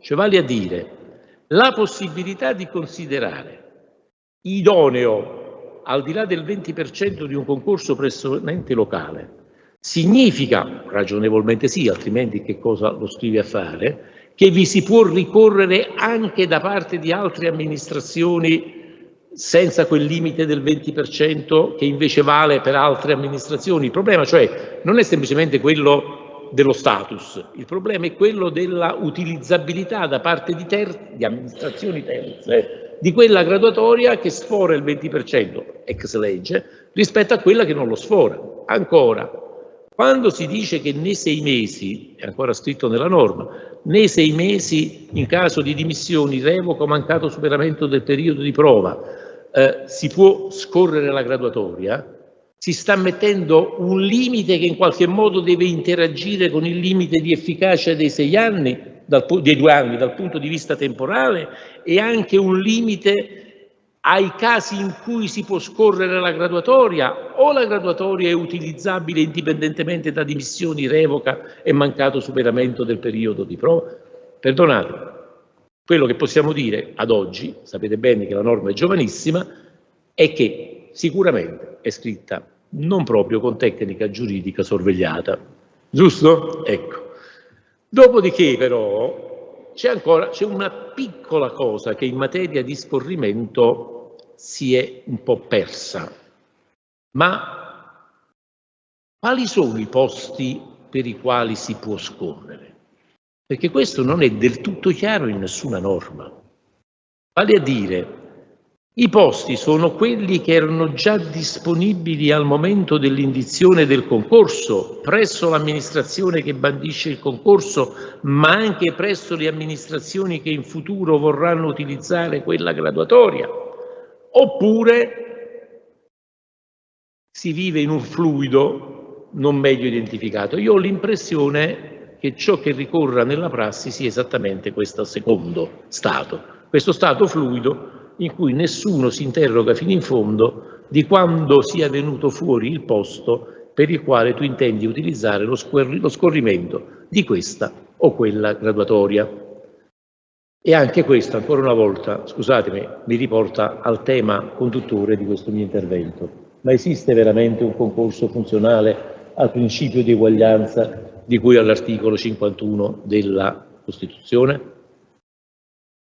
Capisco che è una relazione che può dare qualche diciamo così, qualche sconforto, però è meglio, come dire, parlarsi chiaro sulle cose, perché francamente se dobbiamo partire dai principi costituzionali, teniamoli fermi questi principi costituzionali. In una sentenza recente, adesso io non voglio sconfinare, ma in una sentenza recente delle Sezioni Unite, la 18749 del 2023, riferita all'obbligo di effettuare le assunzioni presso le società a partecipazioni pubblica mediante concorso, dove sostanzialmente giurisdizione del giudice ordinario, perché non sono concorsi, si dice sostanzialmente che non vi sarebbe neanche obbligo di effettuare il concorso, ma semplicemente di ispirarsi ai principi del pubblico concorso. Perdonatemi, piccola nota a margine. La Cassazione a Sezioni Unite usa giustamente una distinzione tra prassi, quando è che una cosa è un concorso o non lo è, cioè tu non devi fare un concorso, prassi, ma devi ispirarti ai principi del concorso, metafisica, quando poi la commissione di concorso elabora i criteri, i principi nella prima seduta, ma poi i voti in concreto li mette dopo gli orali. Qui invece la logica, vedete che la logica è la stessa, però qui viene utilizzata, lì no. Si dice la stessa cosa, che tra il principio e la prassi c'è una differenza. Ispirarsi al principio del concorso non significa fare un concorso. Tuttavia vi è l'utilizzo di una espressione dove si dice che quello delle società a partecipazione pubblica, cioè un procedimento che si ispira al concorso ma che non è un concorso, è un procedimento intermedio. Bene, esiste il procedimento intermedio nell'articolo 97 della Costituzione? Francamente, ora mi si dirà troppa rigidità. Insomma, se avendo un minimo di rigidità succede quello che succede, se invece cominciamo a confonderci anche con le parole, francamente, meglio non stiamo, almeno secondo me. Il tempo mi impedisce di parlare dell'articolo 19 di cui avrei voluto parlare, ma meglio così, perché altrimenti, soprattutto con riferimento al comma 6, ci deperiremmo ulteriormente. Quindi quando l'amico Nadeo mi guarda lì dallo schermo, e lo saluto perché è un po' di tempo che non ci vediamo, ma ricorderà che in tempi lontani, quando per la prima volta entrò il 19,6, io a margine nelle anticamere utilizzai un'espressione che ripeto perché non ho mai avuto, diciamo così, problemi a dire le cose, utilizzai l'espressione tangente sulle dotazioni organiche. 10% per la prima fascia, 8% per la seconda. Sono passati 25 anni, non solo non ho cambiato idea, ma la prassi mi ha dato motivo di confermarmi che ero nel giusto. Ecco, quello che si chiederebbe è semplicemente un minimo di rispetto per i principi della Costituzione che a parole declamiamo, ma che nella prassi quotidiana e purtroppo molto spesso anche nella giurisprudenza in qualche modo dimentichiamo. Grazie.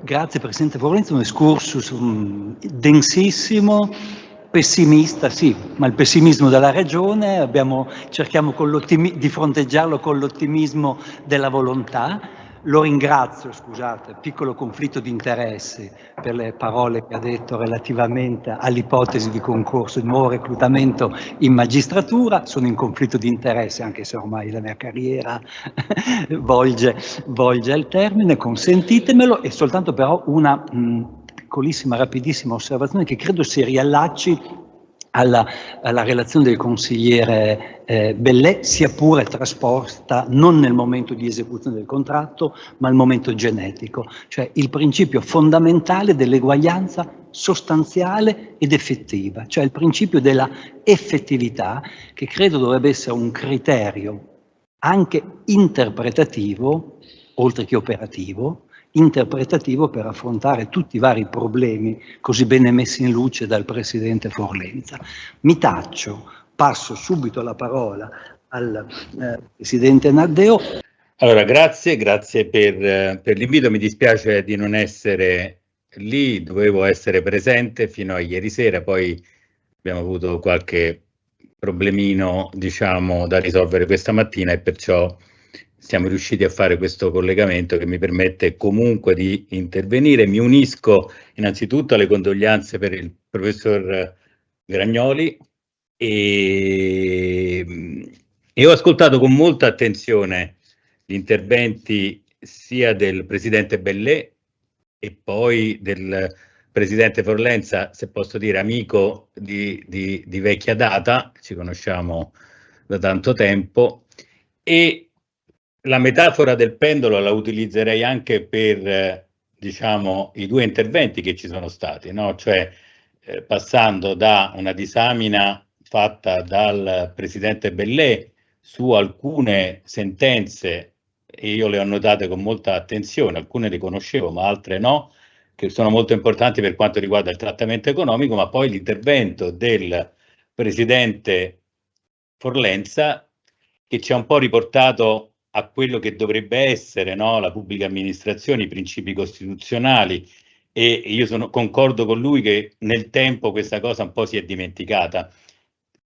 Mi permetto di riallacciarmi a quello del 19,6, Oberdan, quando tu dicevi e commentavi l'allora 19,6, io l'ho vissuta ovviamente con un ruolo minore, allora ero un funzionario al Dipartimento della Funzione Pubblica, e chi scrisse il decreto legislativo 80 era in pratica il professor D'Antona, che era il direttore delle relazioni sindacali di quel dipartimento. E quando si discuteva del famoso 19,6, l'intendimento, ecco, del legislatore era che ci poteva essere l'utilità nella pubblica amministrazione di dirigenti che provenivano dal settore privato. Cioè l'intendimento, lui mi diceva sempre, noi prendiamo dei dirigenti capaci che sanno gestire dal settore privato, li mettiamo nel pubblico, e questo va a completare quella che era stata l'intendimento della riforma del 29 del 93, della cosiddetta privatizzazione, che si ricollega alle molte cose che ha detto il presidente Bellè, e così sicuramente ne avremmo avuto beneficio. Poi, come tutte le cose, come tutti gli intendimenti, diciamo, anche positivi, no?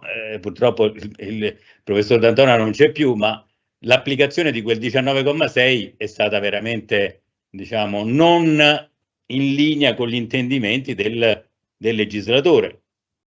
Quando io facevo un altro lavoro, stavo al Dipartimento Funzione Pubblica, poi da lì, da funzionario, sono diventato capodipartimento, molte volte questi dirigenti che venivano dal privato dovevano cercare di capire com'era il sistema della pubblica amministrazione, si dovevano portare una sorta di interprete, di qualcuno che stava all'interno, per cercare di fargli capire quali erano i limiti entro il quale si poteva muovere, diciamo, un dirigente. Perciò quell'intendimento, forse anche positivo, poi si è trasformato, secondo me, io sono anch'io pessimista, le cose stanno sempre più, no, sempre più peggiorando. Questo pendolo è un po' quello che fa pure il legislatore, no? Cerca di muoversi da rispettare dei principi costituzionali, ma poi cercare di risolvere delle esigenze, molte volte organizzative oppure nascoste sotto la carenza del personale. Quando tu dicevi, Oberda, che c'è tanto precariato nell'APA, tanto precariato è il modo in cui le pubbliche amministrazioni hanno risposto a 10-15 anni di blocco del turnover.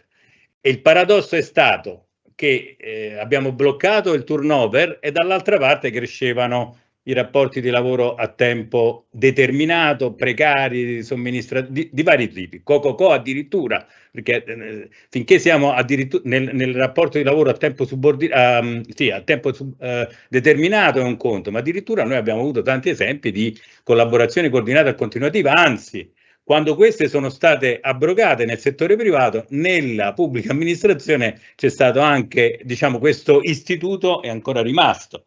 Perciò rispondere a delle esigenze organizzative, certe volte gestionali, rispetto a dei blocchi che possono essere il blocco del turnover, poi come voi sapete c'è stato un blocco della contrattazione anche di più di 10 anni, un blocco della contrattazione integrativa, un blocco delle carriere, non era più possibile fare delle progressioni verticali, delle progressioni di carriera, da lì nascono quelle che molti chiamano mansioni superiori, cioè rivendicazioni da parte di organizzazioni sindacali che dicono, beh, vista la situazione in alcune amministrazioni, come ha citato in qualche caso, mi sembra anche, sì, il professor Bellè, il livello di mansioni superiori. Allora, questa, diciamo, un po' legislazione che, tra l'altro, c'è un altro problema grosso. Voi avete detto la regolazione del rapporto di lavoro è fatta dalla contrattazione collettiva, questo è vero, però poi ci sono molte interferenze legislative sulla contrattazione collettiva, sia per quanto riguarda gli aspetti normativi, sia per quanto riguarda gli aspetti economici. Noi vediamo sempre più degli interventi legislativi, no, che attribuiscono delle risorse, dei compensi specifici ad una determinata categoria di personale.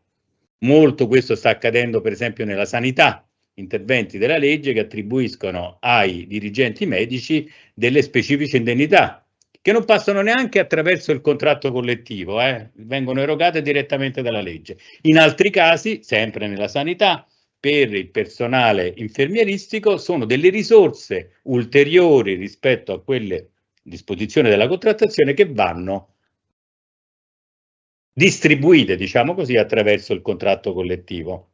Allora, le cose che però richiamava il presidente Bellè, quei 3-4 casi che ha enunciato, straordinario, ferie, erogazione di buoni pasto, soprattutto però mi fermo allo straordinario alle ferie, sono, e io sono d'accordo, non potrei fare altrimenti, con il giudicato della Cassazione, ma fanno parte di una carenza di organizzazione all'interno delle amministrazioni, o meglio, una incapacità certe volte della classe dirigenziale a gestire l'organizzazione all'interno di un'amministrazione. Lei ha citato le ferie perché c'è l'intervento della Corte di Giustizia e adesso stavo leggendo tra le notizie, noi abbiamo risposto a dei pareri, no, riguardo al fatto se si possono pagare o meno le ferie alle fine del rapporto. Noi ci siamo adeguati, ma ne eravamo convinti a quello che era il principio stabilito per esempio dalla Corte di Giustizia e a quello che diceva lei, cioè il problema dell'ammontare delle ferie che crescono, e guardate che nel mondo dirigenziale questa cosa è esorbitante, cioè noi abbiamo dirigenti che hanno tantissimi giorni di ferie. Mi viene un sospetto, dato che il presidente Forlenza è stato molto chiaro e trasparente, ma come mai questi dirigenti hanno un sacco di ferie, no, che vengono portate di anno in anno? Ma sarà legato al fatto anche che non c'è un obbligo d'orario per i dirigenti? Mi viene solo questo sospetto, lo butto lì e poi qualcuno.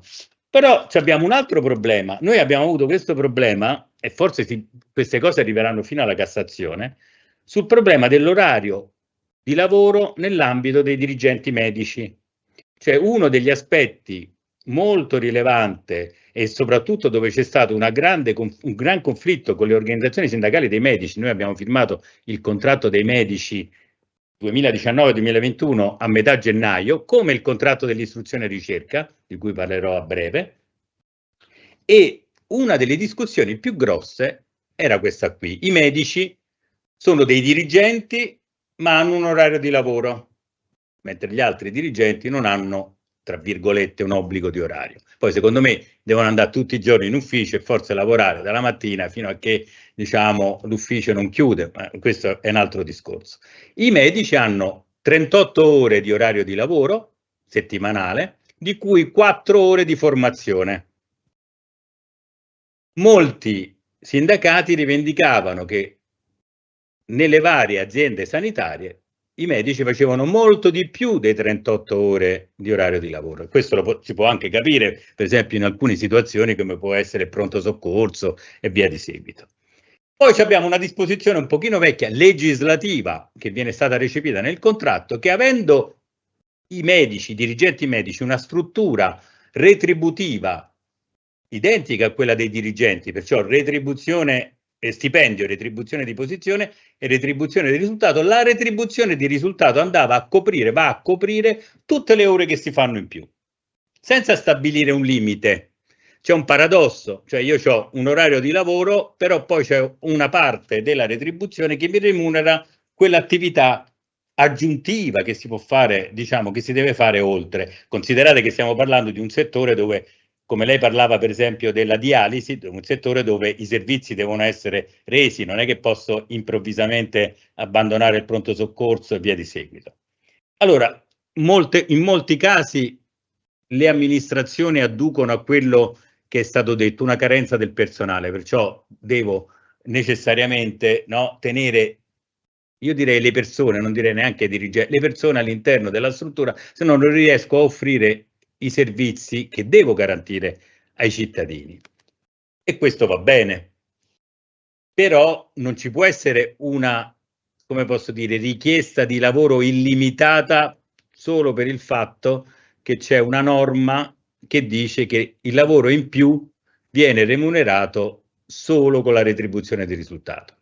Come abbiamo sciolto questa matassa? Perché secondo me comunque c'è un problema di organizzazione, in molti casi c'è una disattenzione sull'organizzazione anche nel settore della sanità.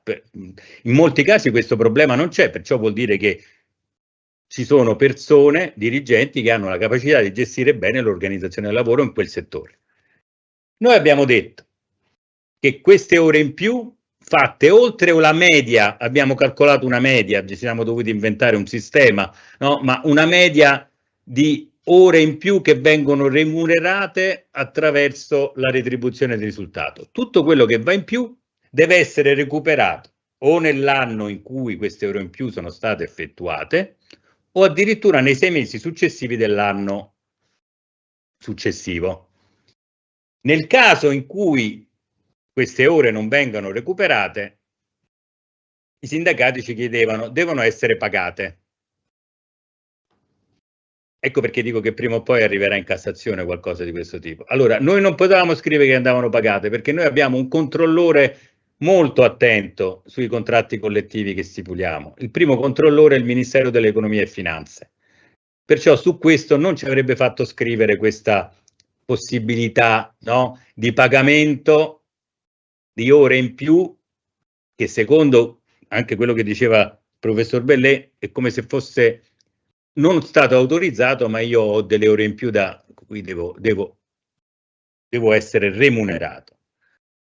Però noi abbiamo costituito un principio all'interno del contratto collettivo, cioè il principio che non c'è un orario illimitato all'interno di un orario di servizio che ha stabilito il contratto. È ovvio che se un'amministrazione arrivato al termine dell'anno e mezzo, perché questo è il periodo 18 mesi, entro il quale queste ore in più devono essere recuperate attraverso dei riposi ovviamente compensativi nell'ambito di un'organizzazione, trascorsi i 6 mesi dell'anno successivo, a quel punto il lavoratore ha tutto il diritto di richiedere, come viene fatto per esempio per il lavoro straordinario, che ha eseguito una prestazione e ovviamente è andato oltre quello che era l'orario di lavoro. Perché anche sullo straordinario io sono sempre, ho letto sempre le sentenze e sono sempre stato convinto di questo. Non basta, noi dirigenti, io ho fatto anche il dirigente, ovviamente adesso sono presidente di un'agenzia, ma non basta dire io ti autorizzo a fare 10 ore, poi rimani all'interno dell'ufficio quanto vuoi e poi quando hai deciso di uscire esci. Io devo sapere che cosa, come dirigente, che cosa succede all'interno di un'organizzazione, della mia organizzazione, se uno rimane oltre, come diceva lei, oppure per quanto riguarda le ferie, le devi fare queste ferie, devi usufruire le ferie nel tempo in cui viene stabilito dal contratto collettivo. Perciò molte di queste questioni che definite saggiamente nel pendolo rientrano in quella parte dove io devo mettere al centro quel principio generale che quando uno lavora e il lavoro viene misurato attraverso il tempo, attraverso varie modalità, quel lavoro deve essere pagato e il dirigente deve sapere che non si può nascondere dall'altra parte con sistemi amministrativi. Siamo all'interno di una privatizzazione del rapporto di lavoro, perciò non posso dire solo quello che ho autorizzato viene pagato, solo quello che in qualche modo è deliberato all'interno del bilancio può essere pagato, ma devo stare attento alla prestazione che viene esercitata. E vi dico anche un'altra cosa, questo accade in tutti i contratti collettivi quando incontriamo i sindacati. I sindacati ci chiedono una maggiore esigibilità del contratto collettivo. Io questa cosa quando me la chiedono non riesco a capire che cosa vuole dire, no? Maggiore esigibilità del contratto collettivo. Dice no, perché le amministrazioni non applicano la retribuzione, lei ha citato sempre, Presidente, la retribuzione di posizione, non fanno la contrattazione integrativa, arrivano in ritardo su determinate cose, non fanno una cosa fondamentale per tutte le amministrazioni, non fanno la valutazione, non facendo la valutazione non possono erogare la retribuzione di risultato e dicono il contratto deve essere esigibile, ma io ho detto quando noi facciamo un contratto le norme che scriviamo sono esigibili perché stabiliscono dei diritti e dei doveri ovviamente per i dipendenti e devono e possono essere reclamati innanzi al datore di lavoro, all'amministrazione. E nel caso in cui non adempie, cioè non è che devo scrivere che lo stipendio, dove tutti si adeguano, quando c'è un incremento contrattuale, non è che devo scrivere questa cosa deve essere esigibile, è esigibile di per sé nel momento in cui ARAN e organizzazioni sindacali sottoscrivono un contratto. E il paradosso è che chiedono questo, l'esigibilità, ma molte volte c'è una disattenzione dalle stesse amministrazioni ad applicare delle regole del contratto. Perciò questo provoca del contenzioso che, come si diceva, arriva alla Cassazione. Chiedo venia del fatto che nel sito dell'ARAN non ci sia, come posso dire, una maggior chiarezza, no, nelle norme che sono, perché questo penso che lei intendeva, norme che sono in vigore e norme che sono cessate. Questo lo capisco, ma dovete capire che noi abbiamo un grossissimo problema. Se noi, ieri stavo facendo la trattativa per l'area istruzione e ricerca, che riguarda anche l'università, dei dirigenti, no? E i sindacati, soprattutto quelli della scuola, lì dentro ci sono i dirigenti scolastici, mi chiedevano di ampliare una normativa di un contratto del 2007 che prevedeva per i dirigenti scolastici degli incarichi aggiuntivi, ovviamente al di fuori dell'orario di lavoro, incarichi aggiuntivi con un compenso extra, e mi chiedevano di ampliare questi incarichi aggiuntivi, della possibilità di incarichi aggiuntivi. Il 165 prevede che per i dirigenti e anche quelli scolastici il trattamento economico è onnicomprensivo, perciò non ci può essere un'attività aggiuntiva, no, in relazione poi all'esercizio di quel tipo. Io se faccio, quando ero al Dipartimento della Funzione Pubblica, se avevo un incarico conferitomi dal Ministro extra ufficio, no? Quello rientrava nel trattamento economico già previsto. Ma la cosa un po' ridicola è che io mi sono andato a vedere questa norma del 2007. È una norma che recita questo: in deroga all'articolo 24 del decreto legislativo 165 del 2001, ma già una norma che dice in deroga alla legge, che non prevede un trattamento economico, perché il contratto avrebbe competenza primaria poi una volta che, ma dice in deroga alla disposizione che dice che il trattamento economico è onnicomprensivo, puoi fare questi incarichi aggiuntivi. E la risposta che ho dato ai sindacati è stata ovvia. Ho detto: non posso riprendere una norma del 2007 che secondo me non è legittima, ma in ogni caso non la posso riprendere in questo contratto, no? Perché c'è ovviamente una... Allora, molte volte alle organizzazioni sindacali conviene conservare quello che c'è in passato, perché così, e mi scuso di questo, non si capisce se quella norma è ancora in vigore, no? E ovviamente tutte le norme in contrasto con le nuove disposizioni contrattuali e con le nuove disposizioni che ci sono nel 165 del 2001 dovrebbero essere disapplicate. Però questa operazione è molto complicata, e poi è molto complicata anche in relazione a quello che vi ho detto prima. Molte volte che andiamo a discutere alcune questioni su un contratto collettivo, anche se fossero delle norme, come posso dire, che di testo unico, no? Come sarebbe utile per chi poi ci deve lavorare su quelle norme, può ingenerare da parte del Ministero dell'Economia un intervento e dire: questa norma non va più bene, e perciò si rimane in questa sorta di, se posso dire, io non sono un giurista, di stratificazione normativa che molte volte crea, diciamo, una confusione. Poi abbiamo un ulteriore problema, che come voi sapete, l'interpretazione autentica dei contratti è un'interpretazione che si può fare solo con le organizzazioni sindacali che hanno firmato quel contratto. Noi, quando interpretiamo le norme del contratto, anche su richiesta certe volte soprattutto di amministrazioni, è un'interpretazione che l'ARAN dà da parte del datore di lavoro, di rappresentante del datore di lavoro, ma non è l'interpretazione autentica del contratto. Tante volte io dico: no, noi firmiamo il contratto, io e le organizzazioni sindacali, non solo nel frontespizio del contratto, ma in ogni pagina del contratto. Vuol dire che quelle norme sono state condivise da ARAN e organizzazioni sindacali. Non è un legislatore ARAN, perciò sono accordi, contratti collettivi nazionali di lavoro, e ovviamente sono sottoscritti addirittura in ogni pagina. Vuol dire che c'è una condivisione piena, no, di ogni singola norma. Perciò su questo noi incontriamo, diciamo, notevoli problemi.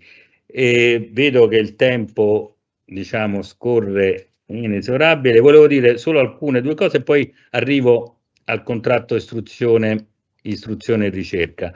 No, perché prima dicevo che mi sono molto, veramente, sono stati molto interessanti i due interventi che mi hanno preceduto. Anzi, penso che la costruzione così, no, di un convegno, di un seminario sulla pubblica amministrazione, che parte da quello che diceva il presidente Forlenza sulle assunzioni, sul concorso, la differenza tra concorso e selezione e tutte queste cose che in qualche modo si stanno allontanando dai principi costituzionali fino ad arrivare a delle pratiche, no, all'interno delle amministrazioni, anche in relazione alle sentenze della Corte di Cassazione, servono per far capire come funziona poi questo meccanismo, che è molto complicato. Stamattina parlavo col ministro Zangrillo, dice: voi nella pubblica amministrazione siete complicatissimi, nel privato è molto più semplice, a parte il fatto che c'è un grande contenzioso pure nel privato, immagino, io poi, però voglio dire, nella pubblica amministrazione abbiamo delle regole, partendo dalla Costituzione, un pochino diverse rispetto al settore privato, e che ovviamente dobbiamo garantire. Arrivo. Il contratto istruzione e ricerca è il contratto che se la gioca insieme a quello della sanità più complicato che noi abbiamo, ma non è complicato nel senso perché ci sono chissà che cosa, ma perché dentro ci sono settori completamente diversi l'uno dall'altro. In questo contratto noi abbiamo il personale docente della scuola e il personale amministrativo della scuola, 1.100.000 unità. Poi abbiamo il personale amministrativo delle università, non i docenti ovviamente.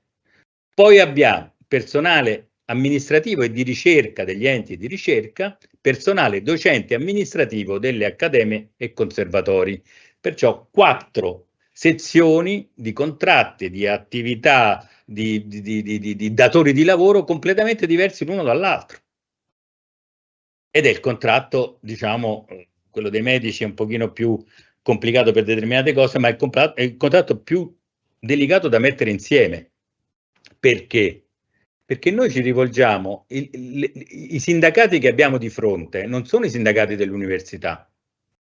Per questioni di numeri, di rappresentatività, noi abbiamo di fronte i sindacati, i segretari generali del settore scuola, che tendono a spacchettare il contratto ed avere sezioni diverse, perché poi il sindacato rappresentativo di una delle sigle, faccio un esempio, CISL, viene lui poi a contrattare per il settore dell'università, quello degli enti di ricerca viene lui a contrattare per gli enti di ricerca, e perciò il segretario generale, che una volta, noi il contratto della scuola l'avremmo chiuso 7 mesi fa, tanto per essere chiari.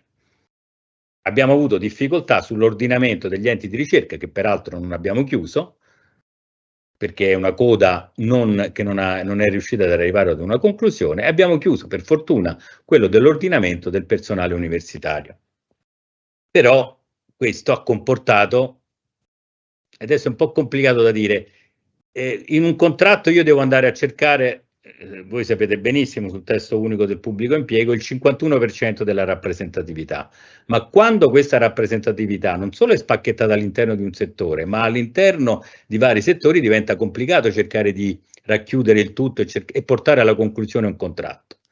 Comunque, arrivando sul contratto università, la cosa che ho riscontrato quando ho visto il contratto è l'estrema complicazione, per esempio, del trattamento economico. Se voi vi andate a vedere la norma del trattamento economico, la struttura retributiva, che dovrebbe essere una norma abbastanza semplice, della retribuzione del personale dell'area degli operatori, collaboratori e funzionari, vi trovate una distinzione che c'è sempre, partendo dal decreto legislativo 165/2001, distinzione tra trattamento fondamentale, che è quello che devono prendere tutti in modo quasi automatico in relazione alla stipula di un contratto, perciò stipendio, differenziale stipendiale, che sarebbero le progressioni economiche orizzontali, retribuzione individuale di anzianità e via di seguito. Poi abbiamo il trattamento accessorio e abbiamo compensi per lavoro straordinario, che sono stati citati, trattamenti economici correlati alla performance organizzativa individuale, che derivano un po' dalla contrattazione integrativa, poi altri compensi e indennità previsti in base al contratto collettivo nazionale del lavoro, perché all'interno dell'università abbiamo l'indennità di ateneo, le indennità per gli incarichi, poi adesso abbiamo specificato meglio, è vero che nelle università già c'era l'area di elevata professionalità, però abbiamo cercato di integrarla, no, con quelli che sono i principi che ha stabilito prima la legge, il decreto legge 80 del 2022, se non ricordo male, e poi l'abbiamo disciplinato in tutti i comparti di contrattazione. Perciò noi abbiamo vari tipi di incarico all'interno dell'organizzazione. Per esempio abbiamo, mi sembra che me l'avevi citato prima Alessandro di parlarne, abbiamo confermato questa indennità, aspetta che lo devo prendere, indennità di specifiche responsabilità che sono solo per i collaboratori e gli operatori, poi abbiamo l'indennità di posizioni organizzative e poi abbiamo l'indennità per l'elevate qualificazioni. Ora voglio dire, poi abbiamo cercato di mantenere quello che c'è integrandolo con le indennità di elevata qualificazione. Ma una cosa che bisognerebbe fare, e qui ci vuole anche l'aiuto, tra virgolette, dei datori di lavoro, è semplificare un po' tutto il sistema del trattamento economico, perché sennò riempiremo sempre, no, la giustizia ordinaria di cause su cause.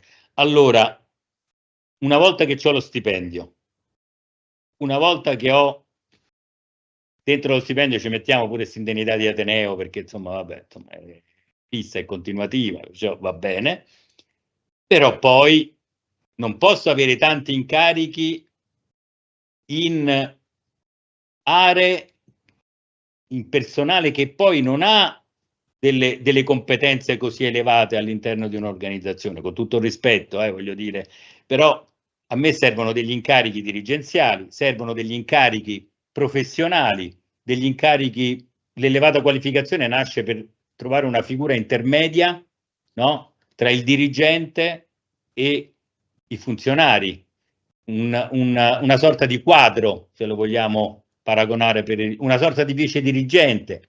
Secondo me dovrebbero diminuire, questo non è il caso dell'università, nei ministeri per esempio io sarei più per ridurre il numero delle posizioni dirigenziali e aumentare quelle delle elevate qualificazioni, così riesco a riottenere una dimensione gerarchica un pochino più naturale, perché in amministrazione centrale abbiamo una sorta di anfora, abbiamo un sacco di dirigenti, poi piano piano si scende e si va a diminuire. Tra l'altro continuano ad aumentare le direzioni generali, per esempio nei ministeri, e forse non c'è tanto bisogno. Ecco, l'auspicio è cercare di semplificare un pochino le strutture retributive all'interno dei singoli contratti.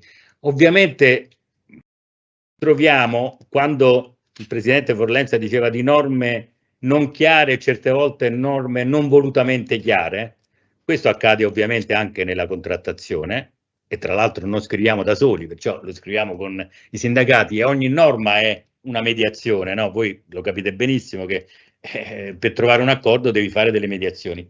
Certe volte i sindacati si approfittano di questo per cercare di tenere un po', no, in maniera più difficilmente interpretabile alcune norme che poi loro si giocano a livello di amministrazione, a livello di contrattazione integrativa. Un'ultima cosa e chiudo: ci vuole un ruolo di una capacità dirigenziale, fatemi dire, di leadership dei dirigenti all'interno delle amministrazioni che sappiano svolgere e sappiano fare la contrattazione integrativa. La contrattazione integrativa nelle amministrazioni non è un mero adempimento, non è il momento in cui io devo cercare di accontentare i sindacati a livello di amministrazione. Io devo andare in contrattazione integrativa sapendo bene quello che voglio trarre, ma guardate che nella contrattazione integrativa si decidono delle cose importanti, cioè le progressioni economiche orizzontali, che sono incrementi di stipendio in base a sistemi di valutazione, si decidono in contrattazione integrativa e ci vogliono dirigenti capaci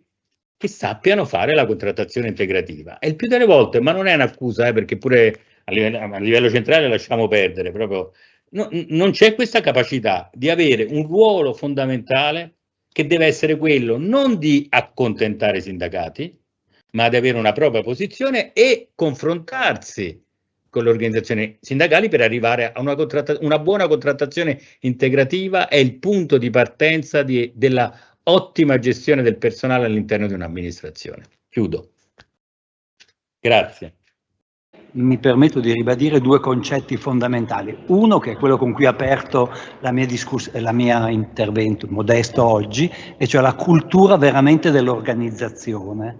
E secondo un concetto che mi è molto caro, che vedo che nell'attività quotidiana, giurisdizionale e organizzativa faccio fatica a far passare anche per demeriti miei personali, che è la cultura della semplificazione, che non vuol dire cultura della superficialità, ma è la cultura di concentrarsi sui problemi reali, effettivi e cercare, nel limite del possibile, di risolverli, sia in sede di contrattazione, poi in sede di attuazione, poi anche in sede giurisdizionale, perché è un filo rosso che unisce queste tutte diverse attività in maniera la più possibile chiara e distinta. Direi che l'apporto dei 3 relatori è stato veramente fondamentale, per cui, come era previsto, penso che ci sia ampio spazio per il dibattito prima di dare la parola al professor Boscati per le conclusioni finali. Abbiamo qui sia le persone presenti e c'è anche qualche collegamento ancora? No, direi di no, giusto? Se non ho capito male, non abbiamo collegamenti e quindi mi rivolgo ai presenti. Grazie Presidente, io ringrazio tutti gli interventori in presenza, i presidenti in presenza e il Presidente a distanza. Tantissime cose ci sarebbero da dire, ma il tempo non c'è. Ne dico tre al volo, se posso. Allora, così, molto random. Primo aspetto, lavoro straordinario, consenso espresso. No, io sono molto d'accordo con il Presidente di Cassazione, d'accordissimo. La domanda che mi pongo è il rapporto tra consenso espresso e comportamento invito domino. Cioè è lì il punto, credo, di tensione, perché credo, sono d'accordo, l'hanno detto tutti, da ultimo il Presidente Naddeo, come problema straordinario è un problema organizzativo fondamentalmente. Perché poi adesso io sono più scorretto di tutti voi, ma lo straordinario mi viene dato nel pubblico. È un pacchetto che viene dato agli uffici a prescindere, perché è un incremento del tabellare. Questo. E quando lo riduci, quando devi liberare risorse integrativo per fare le PEO, e allora le riduci e le metti nel fondo. Adesso qua, insomma, credo che chiunque sia stato integrativo questi marchi ingegni più o meno li abbia fatti in qualche misura. Poi, sempre Antonio Naddeo, Presidente Naddeo, trattava il tema della dirigenza medica. Lì c'è l'altro bellissimo tema dei facenti funzione, che è stato un po' risolto nell'ultimo contratto, però voglio dire, rimane un bellissimo problema, perché la Cassazione trae una sentenza, dice: se fai facente funzione tu hai diritto soltanto al trattamento economico, l'indennità, e non alla differenza retributiva al di fuori del 36, perché c'è una convenzione del contratto. Certo, la convenzione del contratto c'è, ma il contratto interviene e ti regolamenta un certo periodo. Se si fuori quel periodo, secondo me il contratto non si dovrebbe più applicare. Ma non solo il giudice di Cassazione, quindi voglio dire, una sentenza sola però ha detto questo, le altre, era la sua, perfetto, bene, non mi posso ricordare a memoria i relatori, però voglio dire, però questo, voglio dire, è un dato sicuramente. Il Presidente Forlenza poi dice dei concorsi, ma che cos'è il concorso, mi viene da chiedere oggi? Cioè, dire, il concorso, adesso non voglio, il concorso, come dire, è l'ultima cosa che rimane per accedere alle pubbliche amministrazioni. Poi lui ha detto un'altra cosa, tra le tante cose molto belle che ha detto, che mi trovo d'accordo, molto d'accordo, quando dice che i tempi determinati nel settore pubblico sono l'eccezione. Io ai tempi, quando si poteva dire nel privato, neanche nel privato si può più dire questo, perché adesso è la forma comune, eccetera, eccetera, ma io dico che nel privato in realtà è una scelta di tutela del lavoratore. Se fossimo in Svezia con un sistema di ammortizzatori sociali forti, io potrei fare anche tanti contratti flessibili. Il problema è la tutela della persona che lavora, mentre purtroppo, o per fortuna nel pubblico, c'è il 97 che mi impone quello con certo vincolo. Dopodiché bellissimo il collegamento dal punto di vista 51-97, cioè accesso strumentale, quindi come modalità. Ecco, qui il tema è accesso dall'esterno, perché c'è tutta l'altra questione problematica, eccetera, eccetera, relativa al fatto invece delle progressioni di carriera. E qua, l'ho già detto in altre occasioni, diamo atto all'ARAN di avere, con le progressioni di carriera contrattuali, depotenziato quello che era un problema che c'era nel decreto 80, dove diceva che i contratti collettivi potevano riclassificare il personale, perché quella norma lì, adesso chiedo al Presidente Forlenza, ma insomma, odorava male sul piano costituzionale. Insomma, non voglio dire che puzzasse perché è un po' greve, però insomma non era certamente una norma, e ovviamente anche lì, cioè, inserite in sede di conversione, da quello che so, se non al penultimo, all'ultimo momento addirittura, con qualche problemino. Ho detto anche troppo, non resta a me che ringraziare tutti i partecipanti, e per chiudere il collegamento online e poi come prassi la conclusione della collega Zilli, che ricorda per chi è online quelli che sono e quelli che saranno i prossimi appuntamenti. Grazie davvero a tutti. Grazie a tutti i presenti in sala, grazie a chi ci ha seguito da remoto in questa modalità davvero per noi inedita. Mi sembra che sia andato tutto tecnicamente bene. Quanto al merito, direi che davvero siamo e possiamo essere soddisfattissimi di questo incontro, per i tanti spunti, per le tante riflessioni che ci portano dritti, non lontanissimo. Ci vediamo tra poche settimane a Bologna per il prosieguo di Clip. Grazie, buona serata a tutte e a tutti.